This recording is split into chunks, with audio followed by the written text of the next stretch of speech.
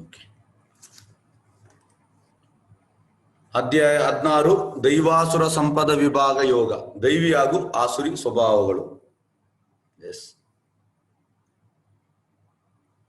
ಈಗ ನಮ್ದು ಯಾವ್ದು ಸ್ವಭಾವ ಅಂತ ಗೊತ್ತಾಗ್ತದೆ ಈ ಅಧ್ಯಾಯ ಓದುವಾಗ. ಯಾಕೆಂದ್ರೆ ನಾನು ಭಗವದ್ ಓದುವಾಗ ನನ್ನ ಹತ್ರ ಎಲ್ಲ ಈ ಆಸುರಿ ಸ್ವಭಾವಗಳಿತ್ತು. ಹಾಗಾಗಿ ನಾವು ಆಚಾರ್ಯ ಹೇಳ್ತಾರೆ, ನಾವು ಫ್ರಾಂಕ್ ಆಗಿರ್ಬೇಕಂದ್ರೆ, ಫ್ರಾಂಕ್ ಅಂದ್ರೆ ನಾವು ನಮ್ದು ತಪ್ಪು ಹುಡುಕ್ಬೇಕು. ಆಗ ನಮ್ಗೆ ಆಧ್ಯಾತ್ಮಿಕ ಪ್ರೋಗ್ರೆಸ್ ಇರ್ತದೆ. ಯಾಕಂದ್ರೆ ನಾನು ಓದುವಾಗ ನನ್ನಂತ ಒಂದು ಕೂಡ ದೈವಿ ಸ್ವಭಾವ ಇರಲಿಲ್ಲ.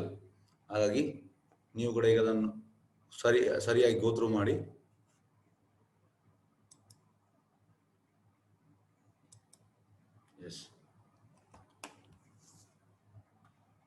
ಶ್ಲೋಕ. ಶ್ರೀ ಭಗವಾನುವಾಚ ಅಭಯಂ ಸತ್ವ ಸಂಶುದ್ಧಿರ್ ಜ್ಞಾನ ಯೋಗ ವ್ಯವಸ್ಥಿತ ದಾನಂ ದಮಶ್ಚ ಯಜ್ಞಶ್ಚ ಸ್ವದಾಯಸ್ತಪ ಆರ್ಜವಂ ಅಹಿಂಸಾ ಸತ್ಯಂ ಅಕ್ರೋಧಸ್ ತ್ಯಾಗ ಕ್ಷಾಂತಿರ್ ಅಪೇಶುನಾಂ ದಯಾ ಭೂತೇಷು ಅಲೋಲುಪ್ತ್ವಂ ಮಾರ್ತ್ವಂ ರೀರ್ ಅಚಾಪಲಂ ತೇಜ ಕ್ಷಮಾ ಧೃತಿ ಶೌಚಂ ಅದ್ರೋಹಾನ ತಿಮಾನತಿ ಭವಂತಿ ಸಂಪದಂ ದೈವಿಂ ಅಭಿಜಾತಸ್ಯ ಭಾರತ. ದೇವೋತ್ತಮ ಪರಮಪುರುಷನು ಹೀಗೆ ಹೇಳಿದನು. ಭರತವಂಶಜನಾದ ಅರ್ಜುನನೇ, ಅಭಯ ಅಸ್ತಿತ್ವದ ಶುದ್ಧಿ, ದಿವ್ಯ ಜ್ಞಾನವನ್ನು ಬೆಳೆಸಿಕೊಳ್ಳುವುದು, ದಾನ ಆತ್ಮ ಸಂಮಯ, ಯಜ್ಞ ವೇದಾಧ್ಯಯನ, ತಪಸ್ಸು ಸರಳತೆ, ಅಹಿಂಸಾ ಸತ್ಯ ಕೋಪ ಮಾಡಿ ಕೊಳ್ಳದಿರುವುದು, ತ್ಯಾಗ ಶಾಂತಿ, ತಪ್ಪು ಹುಡುಕುವುದಲ್ಲಿ ವಿಮುಖತೆ, ಎಲ್ಲಾ ಜೀವಿಗಳಲ್ಲಿ ದಯೆ, ದುರಾಶೆ ಇಲ್ಲದಿರುವುದು, ಮೃದು ಸ್ವಭಾವ, ನಮ್ರತೆ, ದೃಢ ಸಂಕಲ್ಪ, ತೇಜಸ್ಸು, ಕ್ಷಮೆ, ಸ್ಥೈರ್ಯ, ಶುಚಿತ್ವ ಮತ್ತು ಅಸೂಯೆಯಿಂದಲೂ ಗೌರವಕ್ಕಾಗಿ ಆಸೆ ಪಡುವುದರಿಂದಲೂ ಮುಕ್ತವಾಗಿರುವುದು. ಈ ದಿವ್ಯ ಗುಣಗಳು ದೈವಿ ಸ್ವಭಾವವಿರುವ ಪುಣ್ಯಶೀಲರಲ್ಲಿ ಇರುತ್ತದೆ. ಈಗ ನಾವು ಅನಲೈಸ್ ಮಾಡುವ. ಟು ಬಿ ಫ್ರಾಂಕ್, ಆಚಾರ್ಯ ಹೇಳ್ತಾರೆ, ಸಾರಿ,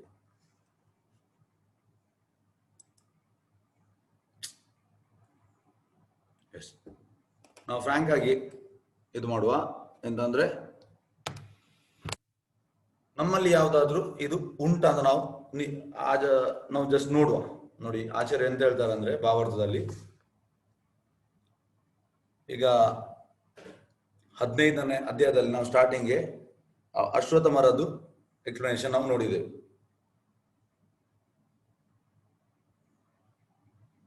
ಮತ್ತೆ 9ನೇ ಅಧ್ಯಾಯದಲ್ಲಿ ನಾವು ದೇವತೆಗಳ ಅಸುರರ ಅದನ್ನು ಕೂಡ ಅಲ್ಲಿ ನಾವು ನೋಡಿದ್ದೇವೆ. ಈಗ ಇಲ್ಲಿ ಆಚಾರ್ಯರು ಅಭಿಜಾತಸ್ಯ ಅಂದ್ರೆ ಲಾಸ್ಟ್ಗೆ ಭವಂತಿ ಸಂಪದಂ ದೈವಿ ಅಭಿಜಾತಸ್ಯ ಭಾರತ. ಆಚಾರ್ಯ ಹೇಳ್ತಾರೆ ಅಭಿಜಾತಸ್ಯಗೆ ಆಚಾರ್ಯ ಹೇಳ್ತಾರೆ ಹೇಗೆ ಅಂದ್ರೆ, ಇದಕ್ಕೆ ಆಚಾರ್ಯರು ಆ ಗರ್ಭಧಾನ ಸಂಸ್ಕಾರ ಬಗ್ಗೆ ಇಲ್ಲಿ ಸ್ವಲ್ಪ ವಿವರಿಸ್ತಾರೆ. ಈಗ ಯಾರಿಗೂ ಕೂಡ ಗರ್ಭಧಾನ ಸಂಸ್ಕಾರ ಯಾರು ಮಾಡುವುದಿಲ್ಲ. ಹಾಗಾಗಿ ಆಚಾರ್ಯ ಹೇಳ್ತಾರೆ ಹೇಗೆ ಅಂದ್ರೆ, ಒಟ್ಟು ಮದುವೆಯಾಗಿ ಮಕ್ಕಳನ್ನು ಹುಟ್ಟಿಸುವುದು ಅದು ಪ್ರಾಣಿಗಳ ತರ ಅಂತೆ. ನಾವು ಆ ಪ್ರಜ್ಞೆಯಿಂದ ಮಗುವನ್ನು ಹುಟ್ಟಿಸುವುದು ಅದು ಕೃಷ್ಣ ಹೇಳುದು ಎಂತಂದ್ರೆ, ಕೃಷ್ಣ ಹೇಳ್ತಾನೆ ಸೆಕ್ಸ್ ಕೂಡ ಎಂತಂದ್ರೆ ಕೃಷ್ಣ ಪ್ರಜ್ಞೆಯ ಮಗುವನ್ನು ಹುಟ್ಟಿಸುವುದು ಅದು ಅಂತ ಕೃಷ್ಣ ಹೇಳುದು. ಹಾಗಾಗಿ ನಮ್ಮ ಯಾವ ಪ್ರಜ್ಞೆಯನ್ನು ನಾವು ಹುಟ್ಟಿಸ್ತೇವೆ ಅದರಿಂದ ಡಿಪೆಂಡ್ ಆಗ್ತದೆ. ಮತ್ತೆ ಈಗ ನೋಡಿ, ಎಲ್ಲರಿಗೂ ಮಕ್ಕಳಿಗೆ ಹೆತ್ತವರಿಗೆ ಒಂದು ಇಚ್ಛೆ ಇರ್ತದೆ ಎಂತ ಅಂದ್ರೆ, ನಮ್ಮ ಮಕ್ಕಳಲ್ಲಿ ಈ ಎಲ್ಲ ದೇವತೆ ಗುಣಗಳು ಬರ್ಬೇಕಂತ. ಆಚಾರ್ಯ ಹೇಳ್ತಾರೆ ಯಾವಾಗ ಒಬ್ಬ ಭಕ್ತನಾಗ್ತಾನೆ ಈ ಎಲ್ಲ ಗುಣಗಳು ಬರ್ತದಂತೆ. ಹಾಗಾಗಿ ಬೇರೆಯವ ಪ್ರಯತ್ನ ಮಾಡುವುದು ಅಗತ್ಯವಿಲ್ಲ. ಮತ್ತೆ ಇಲ್ಲಿ ಆಚಾರ್ಯ ಎಂತ ಹೇಳ್ತಾರೆ ಅಂದ್ರೆ, ನೋಡಿ ಫಸ್ಟ್ ಇದರಲ್ಲಿ ಅಭಯ, ನಮ್ಮ ಎಲ್ಲರಿಗೂ ಅಭಯ ಉಂಟು. ಅಂದ್ರೆ ನಾವು ಸಾವನ್ನು ಆಕ್ಸೆಪ್ಟ್ ಮಾಡ್ಲಿಕ್ಕೆ ಯಾರೂ ಸಿದ್ಧರಿಲ್ಲ. ಇದು ಫ್ರಾಂಕ್. ಉಳ್ದದ್ದು ಬಿಡಿ, ಉಳ್ದದ್ದು ಬೇಡ, ಉಳ್ದದ್ದು ಮಾತಾಡೋದೇ ಬೇಡ. ಫಸ್ಟ್ ಅದಲ್ಲೇ ನಾವು ಮಾತಾಡ್ಬೋದು. ಆಚಾರ್ಯ ಹೇಳ್ತಾರೆ ಯಾರಿಗೆ ಅಭಯ ಇಲ್ಲ ನೋಡಿ, ಪ್ರಹ್ಲಾದ್ ಮಹಾರಾಜ್ ತಂದೆ ಎಂತೆಂತ ಮಾಡಿದವರು ಹಿರಣ್ಯಕಶಿಪು, ಆದ್ರೂ ಕೂಡ ಅವರಿಗೆ ಅಭಯ ಇರಲಿಲ್ಲ. ಹಾಗಾಗಿ ಅಭಯ ಅನ್ನೋದು ನಾವು ಅಂದ್ರೆ ಟೋಟಲಿ ಕೃಷ್ಣನ ಮೇಲೆ ಡಿಪೆಂಡ್ ಆಗ್ಬೇಕಂತೆ. ಟೋಟಲಿ ಕೃಷ್ಣ ಇಲ್ಲ ಅಂದ್ರೆ ನಾವು ಸಾವು ಬಂದು ಕೂಡ ಸ್ವೀಕಾರ, ನಾವು ಮಾತ್ರ ಈ ಸ್ಟೇಜಲ್ಲಿ ನಾವೀಗ ಇಲ್ಲ, ಆ ಸಾವನ್ನು ಸ್ವೀಕರಿಸುವಂತ ಸ್ಟೇಜಲ್ಲಿ ಇಲ್ಲ. ಹಾಗಾಗಿ ಆಚಾರ್ಯ ಹೇಳ್ತಾರೆ ಇದೆಲ್ಲ ದೇವತೆಯ ಗುಣಗಳು. ಅಂದ್ರೆ ಮನುಷ್ಯನಲ್ಲಿ ಈ ಒಬ್ಬ ಭಕ್ತನಾದ್ರೆ ಈ ಎಲ್ಲ ಗುಣಗಳು ಬರ್ತದಂತೆ, ಬೇರೆ ಬೇರೆ ಬರ್ಬೇಕಂತ. ಮತ್ತೆ ಆಚಾರ್ಯ ಇಲ್ಲಿ ಎಂತ ಹೇಳ್ತಾರೆ ಅಂದ್ರೆ, ಈ ವರ್ಣಾಶ್ರಮದ ಧರ್ಮದ ಬಗ್ಗೆ ಇಲ್ಲಿ ತಿಳಿಸ್ತಾರೆ. ಹೇಗಂದ್ರೆ ಬ್ರಾಹ್ಮಣ, ಕ್ಷತ್ರಿಯ, ವೈಶ್ಯ, ಶೂದ್ರ, ಮತ್ತೆ ಬ್ರಹ್ಮಚಾರಿ, ಗೃಹಸ್ಥ, ವಾನಪ್ರಸ್ಥ, ಸನ್ಯಾಸ. ಮತ್ತೆ ಇದು ಅಭಯವನ್ನು ಸನ್ಯಾಸಿಗೆ ವಿವರಿಸ್ತಾರೆ ಆಚಾರ್ಯರು. ಯಾಕಂದ್ರೆ ಸನ್ಯಾಸಿ ಹೇಗೆ ಅಂದ್ರೆ ಪೂರ್ತಿ ಕೃಷ್ಣನ ಮೇಲೆ ಟೋಟಲಿ ಡಿಪೆಂಡ್ ಆಗಿರ್ಬೇಕಂತ ಆಚಾರ್ಯರು ಹೇಳ್ತಾರೆ. ಮತ್ತೆ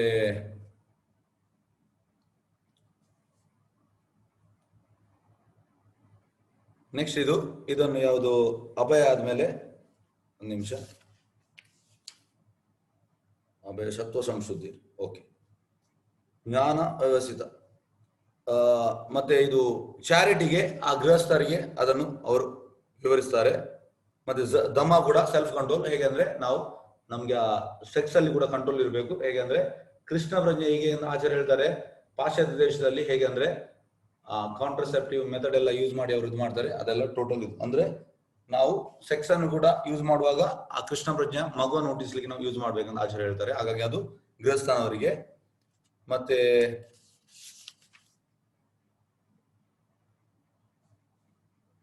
ಇದರಲ್ಲಿ ಇನ್ನೊಂದು ತಪ ಆರ್ಜವಂ, ಇದನ್ನು ಮತ್ತೆ ಸಿಂಪ್ಲಿಸಿಟಿ, ಇದನ್ನು ಬ್ರಹ್ಮಚಾರಿಯಾಗಿ ಅವರು ಹೋಲಿಸ್ತಾರೆ. ಯಾಕಂದ್ರೆ ಬ್ರಹ್ಮಚಾರಿ ಅಂದ್ರೆ ತಪಸ್ಸು ಬೇಕು. ಈಗ ನಮ್ಗೆ ನಮ್ಮ ಆಚಾರ್ಯ ಹೇಳಿದ್ದಾರೆ 3 ಹೇಳ್ಬೇಕು, ಜಪ ಮಾಡ್ಬೇಕು, ಅದು ತಪಸ್. ಹಾಗಾಗಿ ಎಲ್ಲಿ ತನಕ ನಮ್ಗೆ ತಪಸ್ಸಿಲ್ಲೋ ಅಲ್ಲಿ ತನಕ ನಮ್ಗೆ ಆಧ್ಯಾತ್ಮಿಕದಲ್ಲಿ ಪ್ರೋಗ್ರೆಸ್ ಇಲ್ಲ. ಹೇಗೆಂದ್ರೆ ನಾವು ತಪಸ್ಸಿಲ್ಲದೆ ಎಂತ ಆಗ್ತದೆ, ನಾವು ಅದನ್ನ ಹಿಂದೆ ಸುಖವನ್ನೇ ಮಾಡ್ತೇವೆ. ಹಾಗಾಗಿ ಆಚಾರ್ಯ ಹೇಳಿದ್ರು ಇದು ಬ್ರಹ್ಮಚಾರಿಗಂತ ಆಚಾರ್ಯ ಹೇಳ್ತಾರೆ. ಮತ್ತೆ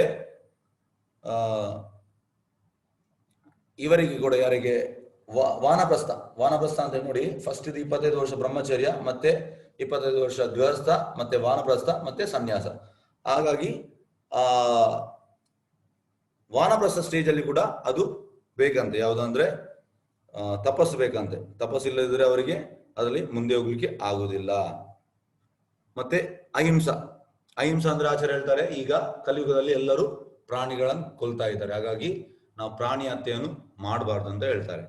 ಮತ್ತೆ ಸತ್ಯಂ ಅಂದ್ರೆ ನಾವು ಸತ್ಯದ ದಾರಿಯಲ್ಲಿ ಇರಬೇಕು. ಮತ್ತೆ ಕ್ರೋಧ ಇರಬಾರ್ದು. ಕ್ರೋಧ ಇದ್ರೆ ನಮ್ಗೆ ಇದರಲ್ಲಿ ಮುಂದೆ ಹೋಗ್ಲಿಕ್ಕೆ ಆಗುದಿಲ್ಲ. ಮತ್ತೆ ನಾವು ಕ್ಷಮೆ ಅಂತ ಇರಬೇಕು. ಮತ್ತೆ ಶುಚಿತ್ವ, ಕ್ಲೀನ್ನೆಸ್, ನಾನು ಮೊನ್ನೆ ಕೂಡ ಹೇಳಿದ ಶುಚಿತ್ವ ಹೊರಗು ಒಳಗು. ಹಾಗಾಗಿ ಮತ್ತೆ ಅಸೂಯೆ ಕೂಡ ಇರಬಾರ್ದು. ಇದೆಲ್ಲ ದೇವತಾ ಲಕ್ಷಣಗಳು. ಹಾಗಾಗಿ ನಾವು ಜಸ್ಟ್ ಒಂದು ಹೇಗಂದ್ರೆ ನಿಮ್ದು ಸೆಲ್ಫ್ ಅಸೆಸ್ಮೆಂಟ್, ನೀವು ಇದನ್ನು ಎಂತ ಹೇಳುದು, ಈ ಶ್ಲೋಕವನ್ನು ನೀವು ಕ್ಲಿಯರ್ ಆಗಿ ಓದಿ ನೀವೇ ನಿಮ್ಮ ಸೆಲ್ಫ್ ಅನಲೈಸ್ ಮಾಡಿ, ನಿಮ್ಮಲ್ಲಿ ಇದು ಯಾವ್ದಾದ್ರು ಗುಣಗಳು ಉಂಟಾ ಅಂತ. ಯಾಕೆಂದ್ರೆ ನನ್ಗೆ ಹೇಳೋದು ಬೇಡ, ಇದು ನೀವೇ ಇದನ್ನು ಇದು ಮಾಡ್ಬೋದು. ಯಾಕೆಂದ್ರೆ ನಾನಂತೂ ಓದುವಾಗ ಇದು ಯಾವ್ದು ಗುಣ ನನ್ನ ಹತ್ರ ಇರ್ಲಿಲ್ಲ. ಸ್ಟಾರ್ಟಿಂಗ್ ನಾನು ಭಗವದ್ಗೀತೆ ಓದುವಾಗ ನಾನು ಫ್ರಾಂಕ್ ಆಗಿ ಹೇಳ್ತೇನೆ, ಎಲ್ಲ ಆಸುರಿ ಸ್ವಭಾವ ನನ್ನ ಹತ್ರ ಇತ್ತು. ಹಾಗಾಗಿ ನಾವು ಆಸುರಿ ಸ್ವಭಾವ ಇದ್ದು ನಾವು ಎಂತ ಹೇಳುದು, ಕೃಷ್ಣನನ್ನು ಅಕ್ಸೆಪ್ಟ್ ಮಾಡೋದು ಅದು ತಪ್ಪಾಗ್ತದೆ. ಹಾಗಾಗಿ ನಮ್ಗೆ ಆ ದೇವತಾ ಸ್ವಭಾವಗಳು ಬರ್ಬೇಕಿದ್ರೆ ನಾವು ಜಪ ಮಾಡ್ಬೇಕು. ಜಪ ಮಾಡಿದಲ್ಲಿ ಎಂತಾಗ್ತದೆ, ಎಲ್ಲವೂ ಈ ಆಸುರಿ ಸ್ವಭಾವಗಳು ದೂರ ಹೋಗ್ತದೆ, ಮತ್ತೆ ಆ ದೇವತೆ ಸ್ವಭಾವಗಳು ಬರ್ತದೆ. ಹಾಗಾಗಿ ಇದು ತುಂಬಾ ಅಗತ್ಯ. ದಂಭೋದರ್ಪ ಅಭಿಮಾನಸ್ಯ ಕ್ರೋಧ ಪಾರುಷಂ ಏವಚ ಅಜ್ಞಾನಂ ಜ ಅಭಿಜಾತಸ್ಯ ಪಾರ್ಥ ಸಂಪದಂ ಆಸುರೀಂ. ಪಾರ್ಥನೆ ಜಂಬ, ದರ್ಪ, ಅಭಿಮಾನ, ಕ್ರೋಧ, ಕ್ರೌರ್ಯ ಮತ್ತು ಅಜ್ಞಾನ ಈ ಗುಣಗಳು ರಾಕ್ಷಸಿ ಸ್ವಭಾವಕ್ಕೆ ಸೇರಿದವು. ನೋಡಿ, ರಾಕ್ಷಸಿ ಸ್ವಭಾವದ ಗುಣಗಳು. ದೈವಿ ಸಂಪತ್ ವಿಮೋಕ್ಷಾಯ ನಿಬಂಧನಾಸುರಿ ಮತ ಮಾಸುಚ ಸಂಪದಂ ದೈವೀಂ ಅಭಿಜಾತೋ ಅಸಿ ಪಾಂಡವ. ದೈವಿ ಗುಣಗಳು ಮುಕ್ತಿಗೆ ಸಾಧನವಾಗ್ತದೆ, ಆಸುರಿ ಗುಣಗಳು ಬಂಧನಕ್ಕೆ ಸಾಧನವಾಗ್ತದೆ. ಪಾಂಡುಪುತ್ರನಾದ ಅರ್ಜುನನೇ ಶೋಕಿಸಬೇಡ, ಏಕೆಂದ್ರೆ ನೀನು ದೈವಿ ಸಂಪತ್ತಿನೊಡನೆ ಹುಟ್ಟಿದ್ದೀಯಾ. ಕೃಷ್ಣ ಹೇಳ್ತಿದ್ದಾನೆ ಅರ್ಜುನನಿಗೆ, ನೀನು ದೈವಿ ಸಂಪತ್ತಿನವ, ನೀನು ಶೋಕಿಸಬೇಡ, ನೀನು ಆಸುರಿ ಸಂಪತ್ತಿನವ ಅಲ್ಲ. ಪ್ರಾರ್ಥನೆ ಜಗತ್ತಿನಲ್ಲಿ ಸೃಷ್ಟಿಯಾಗಿರುವವರಲ್ಲಿ ಎರಡು ವಿಧಗಳು ಇವೆ. ಒಂದು ದೈವಿ ವರ್ಗ ಮತ್ತು ಇನ್ನೊಂದು ಆಸುರಿ ವರ್ಗ. ದೈವಿ ಗುಣಗಳನ್ನು ಈಗಾಗಲೇ ವಿವರವಾಗಿ ಹೇಳಿದ್ದೇನೆ. ಇನ್ನು ಆಸುರಿ ಗುಣಗಳನ್ನು ಕೇಳು. ಪ್ರವೃತ್ತಿಂ ಚ ನಿವೃತ್ತಿಂ ಚ ಜನಾನ ವಿದುರ್ ಆಸುರ ನಾ ಶೌಚಂ ನಾಪಿ ಚಚಾರೋ ನಾ ಸತ್ಯಂ ತೇಷು ವಿದ್ಯತೆ. ಆಸುರ ಪ್ರಕೃತಿಯವರಿಗೆ ಏನು ಮಾಡಬೇಕು, ಏನು ಮಾಡಬಾರದು ಎಂದು ತಿಳಿಯದು. ಅವರಲ್ಲಿ ಶುಚಿತ್ವ, ಸನ್ನಡತೆ, ಸತ್ಯವಿಲ್ಲ. ಇದೆಲ್ಲ ಆಸುರ ಸ್ವಭಾವದವರದು. ಅಸತ್ಯಂ ಪ್ರತಿಷ್ಠಾಹಂತೆ ಜಗತ್ ಆಹುರ್ ಅನೀಶ್ವರಂ ಅಪರಸ್ಪರ ಸಂಭೂತಾಂ ಕಿಂ ಅನ್ಯತ್ ಕಾಮ ಐತುಕಾಂ. ಈ ಜಗತ್ತು ಅಸತ್ಯ, ಅದಕ್ಕೆ ಆಧಾರವಿಲ್ಲ, ಅದನ್ನು ನಿಯಂತ್ರಿಸುವ ದೇವರಿಲ್ಲ ಎಂದು ಅವರು ಹೇಳುವರು. ಇದು ಕಾಮದಿಂದ ಹುಟ್ಟಿದ್ದು ಮತ್ತು ಕಾಮವಲ್ಲದೆ ಬೇರೇನು ಕಾರಣವಿಲ್ಲ ಎಂದು ಅವರು ಹೇಳುತ್ತಾರೆ. ನೋಡಿ, ಈ ಕುಡಿಯುವರಲ್ಲಿ, ಯಾಕೆಂದ್ರೆ ಆಲ್ಮೋಸ್ಟ್ 90% ಜನ ಕುಡಿತಾರೆ ಭಾರತದಲ್ಲಿ. ಕುಡಿಯೋರು ನೋಡಿ, ಅವರು ಹೋಗ್ತಾರೆ, ಯಾರಾದ್ರೂ ಕುಡಿಯೋರ ಹತ್ರ ಕೇಳಿ, ಅವರು ಕುತ್ಕೊಂಡು ಹೇಗೆ ಅಂದ್ರೆ ಮಿನಿಮಮ್ ಒಂದು 3 ಗಂಟೆ ಕುತ್ಕೊಳ್ತಾರೆ ಅಲ್ಲಿ ಕುಡಿಯಲಿಕ್ಕೆ. ಅವ್ರು ಮಾತಾಡ್ತಾರೆ ನೋಡಿ, ಅವರಿಗೆ ಎಲ್ಲ ದಿವಸ ಈಗ ಡೈಲಿ ಹೋದ್ರು ಕೂಡ ಅವ್ರು ಮಾತಾಡ್ತಾರೆ. ಎಂತ ಮಾತಾಡೋದು ಅವರು? ಮಾತಾಡೋದು ಇದೆ, ಬೇಡಾದ ಮಾತಾಡೋದು ಅಲ್ಲಿ. ಹಾಗಾಗಿ ಇನ್ನೊಬ್ಬನನ್ನು ದೂರುದು, ಮತ್ತೆ ಅವನ ಬಗ್ಗೆ ಹೇಳುದು, ಇದು ಹೇಳುದು, ಅದು ಹೇಳುದು, ಮತ್ತೆ ಎಂತ ಹೇಳುದು, ಲಾಸ್ಟಿಗೆ ಈ ಜಗತ್ತು ಸರಿ ಇಲ್ಲ, ಮತ್ತೆ ಇದಕ್ಕೆ ಆಧಾರವಿಲ್ಲ, ಅದನ್ನು ನಿಯಂತ್ರಿಸುವ ದೇವರಿಲ್ಲ ಎಂದು ಅವರು ಹೇಳುವರು. ಮತ್ತೆ ಎಲ್ಲವಾಗುವುದು ಕಾಮದಿಂದ. ಹಾಗಾಗಿ ಇದನ್ನೇ ಹೇಳುದು. ಹಾಗಾಗಿ ಇದೆಲ್ಲ ಆಸುರಿ ಸ್ವಭಾವದವರದು. ಎಂತ ಆಚಾರ್ಯ ಹೇಳ್ತಾರೆ, ಹಣ waste, health waste, time waste, ಎಲ್ಲ ವೇಸ್ಟ್, ಏನು ಪ್ರಯೋಜನ ಇಲ್ಲ. ಇಂಥ ನಿರ್ಣಯಗಳನ್ನು ಅನುಸರಿಸುವ ರಾಕ್ಷಸ ಸ್ವಭಾವದವರು ನಷ್ಟಾತ್ಮರು. ಅವರಿಗೆ ಬುದ್ಧಿ ಇಲ್ಲ. ನೋಡಿ, ಅವರು ಜಗತ್ತಿನ ನಾಶಕ್ಕೆ ಕಾರಣವಾಗ ಉಗ್ರ ಕರ್ಮಗಳನ್ನು ಮಾಡುತ್ತಾರೆ.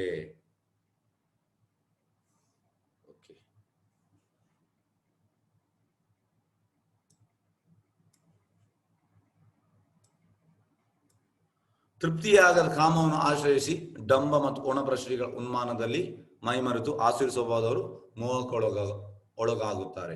ಅಶಾಶ್ವತ ವಿಷಯಗಳಿಂದ ಆಕರ್ಷಿತರಾಗಿ ಸದಾ ಅಶುಚಿ ಕರ್ಮಗಳಿಗೆ ಬದ್ಧರಾಗುತ್ತಾರೆ. ಇಂದ್ರಿಯ ಭೋಗ್ಯ ಮಾನವ ನಾಗರಿಕತೆಯ ಮುಖ್ಯ ಅಗತ್ಯ ಎಂದು ಅವರು ನಂಬುತ್ತಾರೆ. ಹೀಗೆ ಬದುಕಿನ ಕೊನೆಯವರೆಗೆ ಅವರದು ಅಳೆಯಲಾಗದ ಆತಂಕ. ಲಕ್ಷಾಂತರ ಬಯಕೆಗಳ ಬಲೆಯಲ್ಲಿ ಸಿಕ್ಕಿಬಿದ್ದು ಕಾಮಕ್ರೋಧಗಳಿಗೆ ತನ್ಮಯರಾಗಿ ಅವರು ಇಂದ್ರಿಯ ತೃಪ್ತಿಗಾಗಿ ಇಂದ್ರಿಯಗಳಿಗೆ ಅನ್ಯಾಯವಾದ ರೀತಿಯಲ್ಲಿ ಹಣವನ್ನು ಸಂಗ್ರಹಿಸುತ್ತಾರೆ. ಓಕೆ, ಇದರ ಬಗ್ಗೆ ಈಗ ಸ್ವಲ್ಪ ನಿಮ್ಗೆ ತಿಳಿಸ್ತೇನೆ, ಯಾಕೆಂದ್ರೆ ಇದು ತುಂಬಾ ಇಂಪಾರ್ಟೆಂಟ್. ಕಲಿಯುಗದಲ್ಲಿ ಈ 4 ಕೂಡ ಜನರು ಮಾಡ್ತಾ ಇದ್ದಾರೆ. ನೋಡಿ, ಫಸ್ಟ್ ಇದು ಇಲಿಸಿಟ್ ರಿಲೇಶನ್ಶಿಪ್. ಆಚಾರ್ಯ ಹೇಳ್ತಾರೆ, ಆ ಹೆಂಗಸತ್ರ ರಿಲೇಶನ್ ಇಡುವುದಾದ್ರೆ ಶಾಸ್ತ್ರ ಉಕ್ತವಾಗಿ ಅಂದ್ರೆ ಮದುವೆ ಆಗಿ ಇಡ್ಬೇಕಂದ್ರೆ, ಹೊರಗೆ ಇರಬಾರ್ದು. ಇದು ಫಸ್ಟ್ ಆಫ್ ಆಲ್ ಈಗ ಕಲಿಯುಗದಲ್ಲಿ ಅದು ಇಲ್ಲ, ಎಲ್ಲರೂ ಒಟ್ಟು ರಿಲೇಶನ್ ಉಂಟು. ಮತ್ತೆ ಇದು ಇನ್ನೊಂದು ಜೂಜು, ಮತ್ತೆ ಇದು ನಶ, ಇಂಟಾಕ್ಸಿಕೇಶನ್ ಅಂದ್ರೆ ಮದ್ಯಪಾನ ಸೇವನೆ, ಮತ್ತೆ ಇದು ಮಾಂಸಾಹಾರಿ ಸೇವನೆ. ಆಚಾರ್ಯ ಹೇಳ್ತಾರೆ ಹೇಗೆ ಅಂದ್ರೆ, ಈ 4 ಧರ್ಮದ 4 ಕಾಲಿಗೆ ಹೋಲಿಸಿದ್ದಾರೆ. ಹೇಗೆ ಧರ್ಮದ 4 ಕಾಲು? ಫಸ್ಟ್ ಇದು ತಪಸ್ಸು. ತಪಸ್ಸು ಅಂದ್ರೆ ಅದಕ್ಕೆ ಆ ಮದ್ಯಪಾನ ಸೇವನೆ. ಯಾರಿಗೆ ತಪಸ್ಸುಂಟು ಅವ ಅದನ್ನು ಬಿಡ್ತಾನೆ. ಮತ್ತೆ ನೆಕ್ಸ್ಟಿಗೆ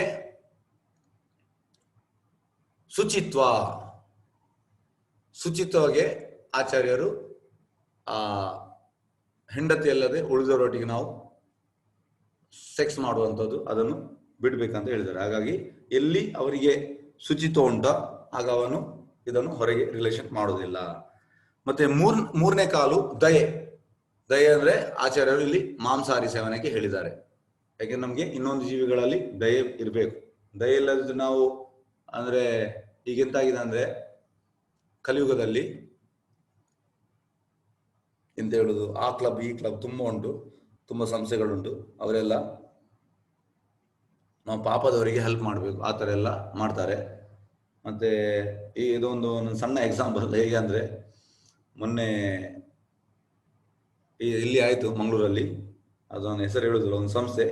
ಆ ಆ ಸಂಸ್ಥೆಯಲ್ಲಿ ಹೇಗಂದ್ರೆ ಒಬ್ಬನಿಗೆ ಕಾಲೇಜಲ್ಲಿ ಒಳ್ಳೆ ಮಾರ್ಕ್ ಪಡೆದವನಿಗೆ ಸ್ಕಾಲರ್ಶಿಪ್ ಎಷ್ಟು 5,000 ಸ್ಕಾಲರ್ಶಿಪ್ ಒಬ್ರು ಕೊಡುವುದು. ಆ ಸಂಸ್ಥೆಯ ಅವರು ಅಧ್ಯಕ್ಷರು ಅವ್ರು ಎಂತ ಮಾಡಿದ್ರು, ಇದು ಯಾವಾಗ ಇದು ಲಾಸ್ಟ್ ಡಿಸೆಂಬರ್ ಅಲ್ಲಿ ಆದದ್ದು. ಸೊ ಅವರೆಂತ ಮಾಡಿದ್ರು ಅಂದ್ರೆ ಅವರು ಎಲ್ಲ ಒಂದು 250 ಮಂದಿ ಅವರ ಸಂಸ್ಥೆ ಎಲ್ಲರನ್ನು ಕರೆದು ಊಟ ಹಾಕಿದ್ರು. ಅವರು ಯಾಕೆ ಕರೆದು ಊಟ ಹಾಕಿದ್ದು, ಯಾಕೆಂದ್ರೆ ಅವರು ಒಂದು 5,000 ಅವನಿಗೆ ಸ್ಕಾಲರ್ಶಿಪ್ ಕೊಡ್ತಾ ಇದ್ದಾರೆ, ಅದರ ಬದಲು ಅವರಿಗೆ 1 ಲಕ್ಷ ಖರ್ಚಾಯಿತು ಆ ಊಟಕ್ಕೆಲ್ಲ. ಅವರಿಗೆ ಅದು 1 ಲಕ್ಷ ಅವನಿಗೆ ಕೊಡ್ಬೋದಿತ್ತು ಗುಪ್ತದಾನ, ಆದ್ರೂ ಕೂಡ ಪೇಪರ್ ಅಲ್ಲಿ ಹಾಕಿದ್ರು, ಮತ್ತೆ ಟಿವಿಯಲ್ಲೆಲ್ಲ ಬಂತು ಅವ್ರು ಕೊಟ್ಟದ್ದು 5,000. ಹಾಗೆ ಅವರು ಎಲ್ಲರನ್ನು ಕರೆದು ಊಟ ಹಾಕಿ ಅದೊಂದು 1 ಲಕ್ಷ ಖರ್ಚು ಮಾಡಿದ್ರು. ಇದ್ರಲ್ಲಿ ನಾವು ಎಂತ ತಿಳಿಬೇಕಂದ್ರೆ ಜನರು ಮಾಡುವಂಥದ್ದು ಹೇಗಂದ್ರೆ ಅದು ಇನ್ನೊಬ್ಬರಿಗೆ ತೋರಿಸುವಂಥದ್ದು. ಆದ್ರೆ ಆಚಾರ್ಯ ಹೇಳ್ತಾರೆ ದಾನ ಯಾವಾಗ ಗುಪ್ತದಾನ ಆಗಬೇಕು, ನಾವು ಅದನ್ನು ಡಮ್ ಡಮ್ ಡಮ್ ಡಮ್ ಸಾರಿಸ್ತಾ ಹೋಗಬಾರ್ದು. ಹಾಗಾಗಿ ಇಲ್ಲಿ ಎಂತ ಅಂದ್ರೆ ನಾವು ದಯೆಗೆ ಬಂದೆವು.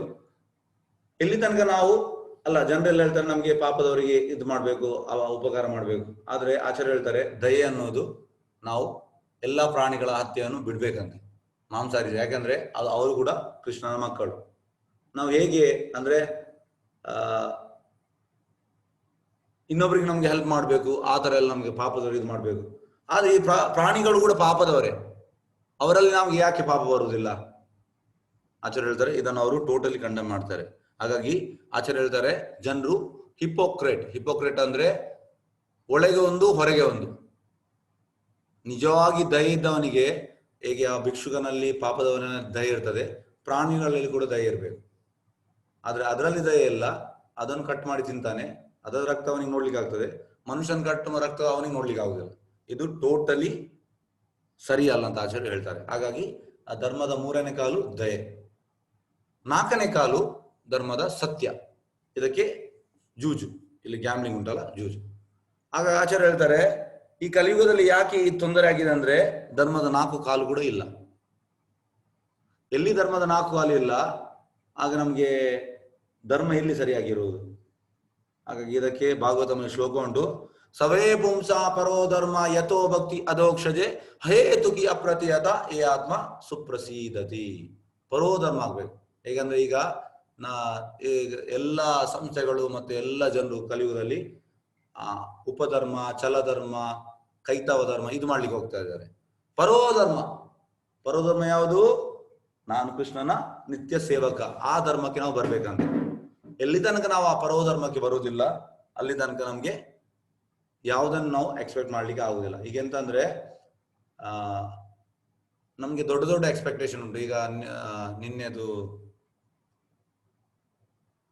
ಸಾಯಂಕಾಲ ಕ್ಲಾಸಲ್ಲಿ ಮಾತಾಜಿ ಒಬ್ಬರು ಹೇಳಿದ್ರು ಎಂತಂದ್ರೆ ಈ ತರ ಕಲಿಯುಗದಲ್ಲೆಲ್ಲ ಬೇಡದಾಗ್ತಾ ಉಂಟಲ್ಲ, ಇದಕ್ಕೆ ನಾವು ಕಾರಣವ ಕೃಷ್ಣ ಅಂದ್ರೆ ಕೃಷ್ಣ ಕಾರಣವ ಅಂತ. ಮತ್ತೆ ನಾನು ಅವರ ಹತ್ರ ಕೇಳಿದೆ ಯಾರು ಕಾರಣ, ಅವ್ರು ಹೇಳಿದ್ರು ಅದು ನಾವೇ ಕಾರಣ, ನಾವು ಮಾಡಿದ. ಹಾಗಾಗಿ ಜನರಿಗೆ ಗೊತ್ತುಂಟು, ಆದ್ರೂ ಕೂಡ ನಮ್ಮ ಬಾಯಿಯಿಂದ ಕೃಷ್ಣನ ಬಗ್ಗೆ ಬರಲಿ ಅಂತ ಜನರು ಕಾಯ್ತಾ ಇರ್ತಾರೆ. ಹಾಗಾಗಿ ಇದಕ್ಕೆಲ್ಲವೂ ಕಾರಣ ನಾವೇ, ದೇವರ ಕಾರಣ ಅಲ್ಲ. ದೇವರು ತಟಸ್ಥ ಸ್ಥಿತಿಯಲ್ಲಿದ್ದಾರೆ. ಹೇಗಂದ್ರೆ ಪರಮಾತ್ಮನಾಗಿದ್ದಾರೆ. ನಮ್ಮ ಇಚ್ಛೆ ಅಂದ್ರೆ ತುಂಬಾ ಇಚ್ಛೆ ಬರ್ತದೆ, ಕೃಷ್ಣ ಎಂತ ಮಾಡ್ತಾನೆ, ಎಲ್ಲ ಇಚ್ಛೆಗಳನ್ನು ಈಡೇರಿಸ್ತಾನೆ. ಆದ್ರೆ ಕೃಷ್ಣನಿಗೆ ಗೊತ್ತುಂಟು ಇದು ತಪ್ಪು ಅಂತ, ಆದ್ರೂ ಕೂಡ ನಾವೆಂತ ಮಾಡಿದ್ದೇವೆ, ಹಠದಲ್ಲಿ ಇದ್ದೇವೆ. ಹಾಗಾಗಿ ನಾವು ಆ ಹಠ ಬಿಟ್ಟು ಕೃಷ್ಣನಲ್ಲಿ ನಾವು ಪೂರ್ತಿ ಶರಣಾಗತರಾಗಬೇಕು. ಆಸುರಿ ಸ್ವಭಾವದವನು ಏನು ಯೋಚಿಸ್ತಾನೆ ನೋಡುವ. ಆಸುರಿ ಸ್ವಭಾವದವನು ಹೀಗೆ ಯೋಚಿಸುತ್ತಾನೆ, ನನಗೆ ಇವತ್ತು ಇಷ್ಟು ಸಂಪತ್ತು ಇದೆ ಮತ್ತು ನನ್ನ ಯೋಜನೆಗಳಿಗೆ ಅನುಗುಣವಾಗಿ ಇನ್ನೂ ಹೆಚ್ಚಾಗಿ ಸಂಪಾದಿಸುತ್ತೇನೆ. ಈಗ ನನ್ನದು ಇಷ್ಟಿದೆ, ಮುಂದೆ ಹೆಚ್ಚು ಹೆಚ್ಚು ಆಗುತ್ತಾ ಹೋಗುತ್ತದೆ. ಅವನು ನನ್ನ ಶತ್ರು, ಅವನನ್ನು ನಾನು ಕೊಂದಿದ್ದೇನೆ. ನನ್ನ ಇತರ ಶತ್ರುಗಳು ಕೊಳ್ಳಲ್ಪಡುವರು. ನಾನು ಎಲ್ಲದರ ಪ್ರಭು, ಭೋಗ ಪಡುವವನು ನಾನೇ. ನಾನು ಪರಿಪೂರ್ಣ, ಬಲಶಾಲಿ ಮತ್ತು ಸುಖಿ. ನಾನೇ ಅತ್ಯಂತ ಶ್ರೀಮಂತ ನಂಟರು ನನ್ನ ಸುತ್ತ ಇದ್ದಾರೆ. ನನ್ನಷ್ಟು ಬಲಶಾಲಿಯಾದವರು ಮತ್ತು ಸುಖಿಯಾದವರು ಯಾರೂ ಇಲ್ಲ. ನಾನು ಯಾಗ ಮಾಡುವೇನು, ಒಂದಿಷ್ಟು ದಾನ ಕೊಡುವೇನು, ಅನಂತರ ಮೋದ ಪಡುವೇನು. ಈಗ ಇಂಥ ಮನುಷ್ಯರು ಅಜ್ಞಾನದಿಂದ ಭ್ರಾಂತರಾಗುತ್ತಾರೆ. ಇದೆಲ್ಲ ಆಸುರಿ ಸ್ವಭಾವದವರು. ನೋಡಿ, ಜನರೆಲ್ಲ 99% ಕಲಿಯುಗದ ಜನರೆಲ್ಲ ಈ ಎಲ್ಲ ಅವರ ಹತ್ರ ಉಂಟು. ಆಚಾರ್ಯ ಇಲ್ಲಿ ಮಾತ್ರ ಒಂದು ಒಂದು ವಿಶೇಷವಾದ ಒಂದು ವಿಷಯವನ್ನು ಹೇಳ್ತಾರೆ ನೋಡಿ. ಆಚಾರ್ಯ ಹೇಳ್ತಾರೆ ಇಲ್ಲಿ ನಾವು ಹಿರಣ್ಯಕಶಿಪುದು ಚಿತ್ರವನ್ನು ಇಲ್ಲಿ ಹಾಕಿದ್ದೇವೆ, ಮತ್ತೆ ಇದು ಕಂಸ. ಆಚಾರ್ಯ ಹೇಳ್ತಾರೆ ಈಗಿದು ಜನರು ಎಂತ ಅಂದ್ರೆ ದೇವಿ ಗುಣ ಇಲ್ಲದವರು, ಆಸುರಿ ಸ್ವಭಾವದವರು. ಅವರು ಹಿರಣ್ಯಕಶಿಪು ಆಗಲಿ ಕಂಸನಾಗಲಿ ಎದುರು ಏನು ಅಲ್ಲ ಅಂತೆ. ಯಾಕೆಲ್ಲ ಅಂತ ಅಲ್ಲಿ ಅವರು ವಿವರಿಸ್ತಾರೆ ನೋಡಿ. ಹಿರಣ್ಯಕಶಿಪು ಅವನ ಆ ಒಂದು ನೆಲ ಎಲ್ಲ ಬಂಗಾರದ, ಕಂಸ ಕೂಡ ಹಾಗೆ ಪೂರ್ತಿ. ಅಂದ್ರೆ ಈಗದು ಬಿಲಿಯನೇರ್ ಬಿಲ್ ಗೇಟ್ಸ್ ಇರಲಿ, ಬಿಲ್ ಗೇಟ್ಸ್ 1% ಕೂಡ ಇಲ್ಲ ಅಂತೆ ಹಿರಣ್ಯಕಶಿಪು ಮತ್ತೆ ಕಂಸನ ಎದುರು ಆಸ್ತಿಯಲ್ಲಿ, ಹಣದಲ್ಲಿ. ಹಾಗಾಗಿ ಅಲ್ಲಿ ಅವರು ಉನ್ನತ ಸ್ಟೇಜ್ ಅಲ್ಲಿ ಇದ್ದಾರೆ.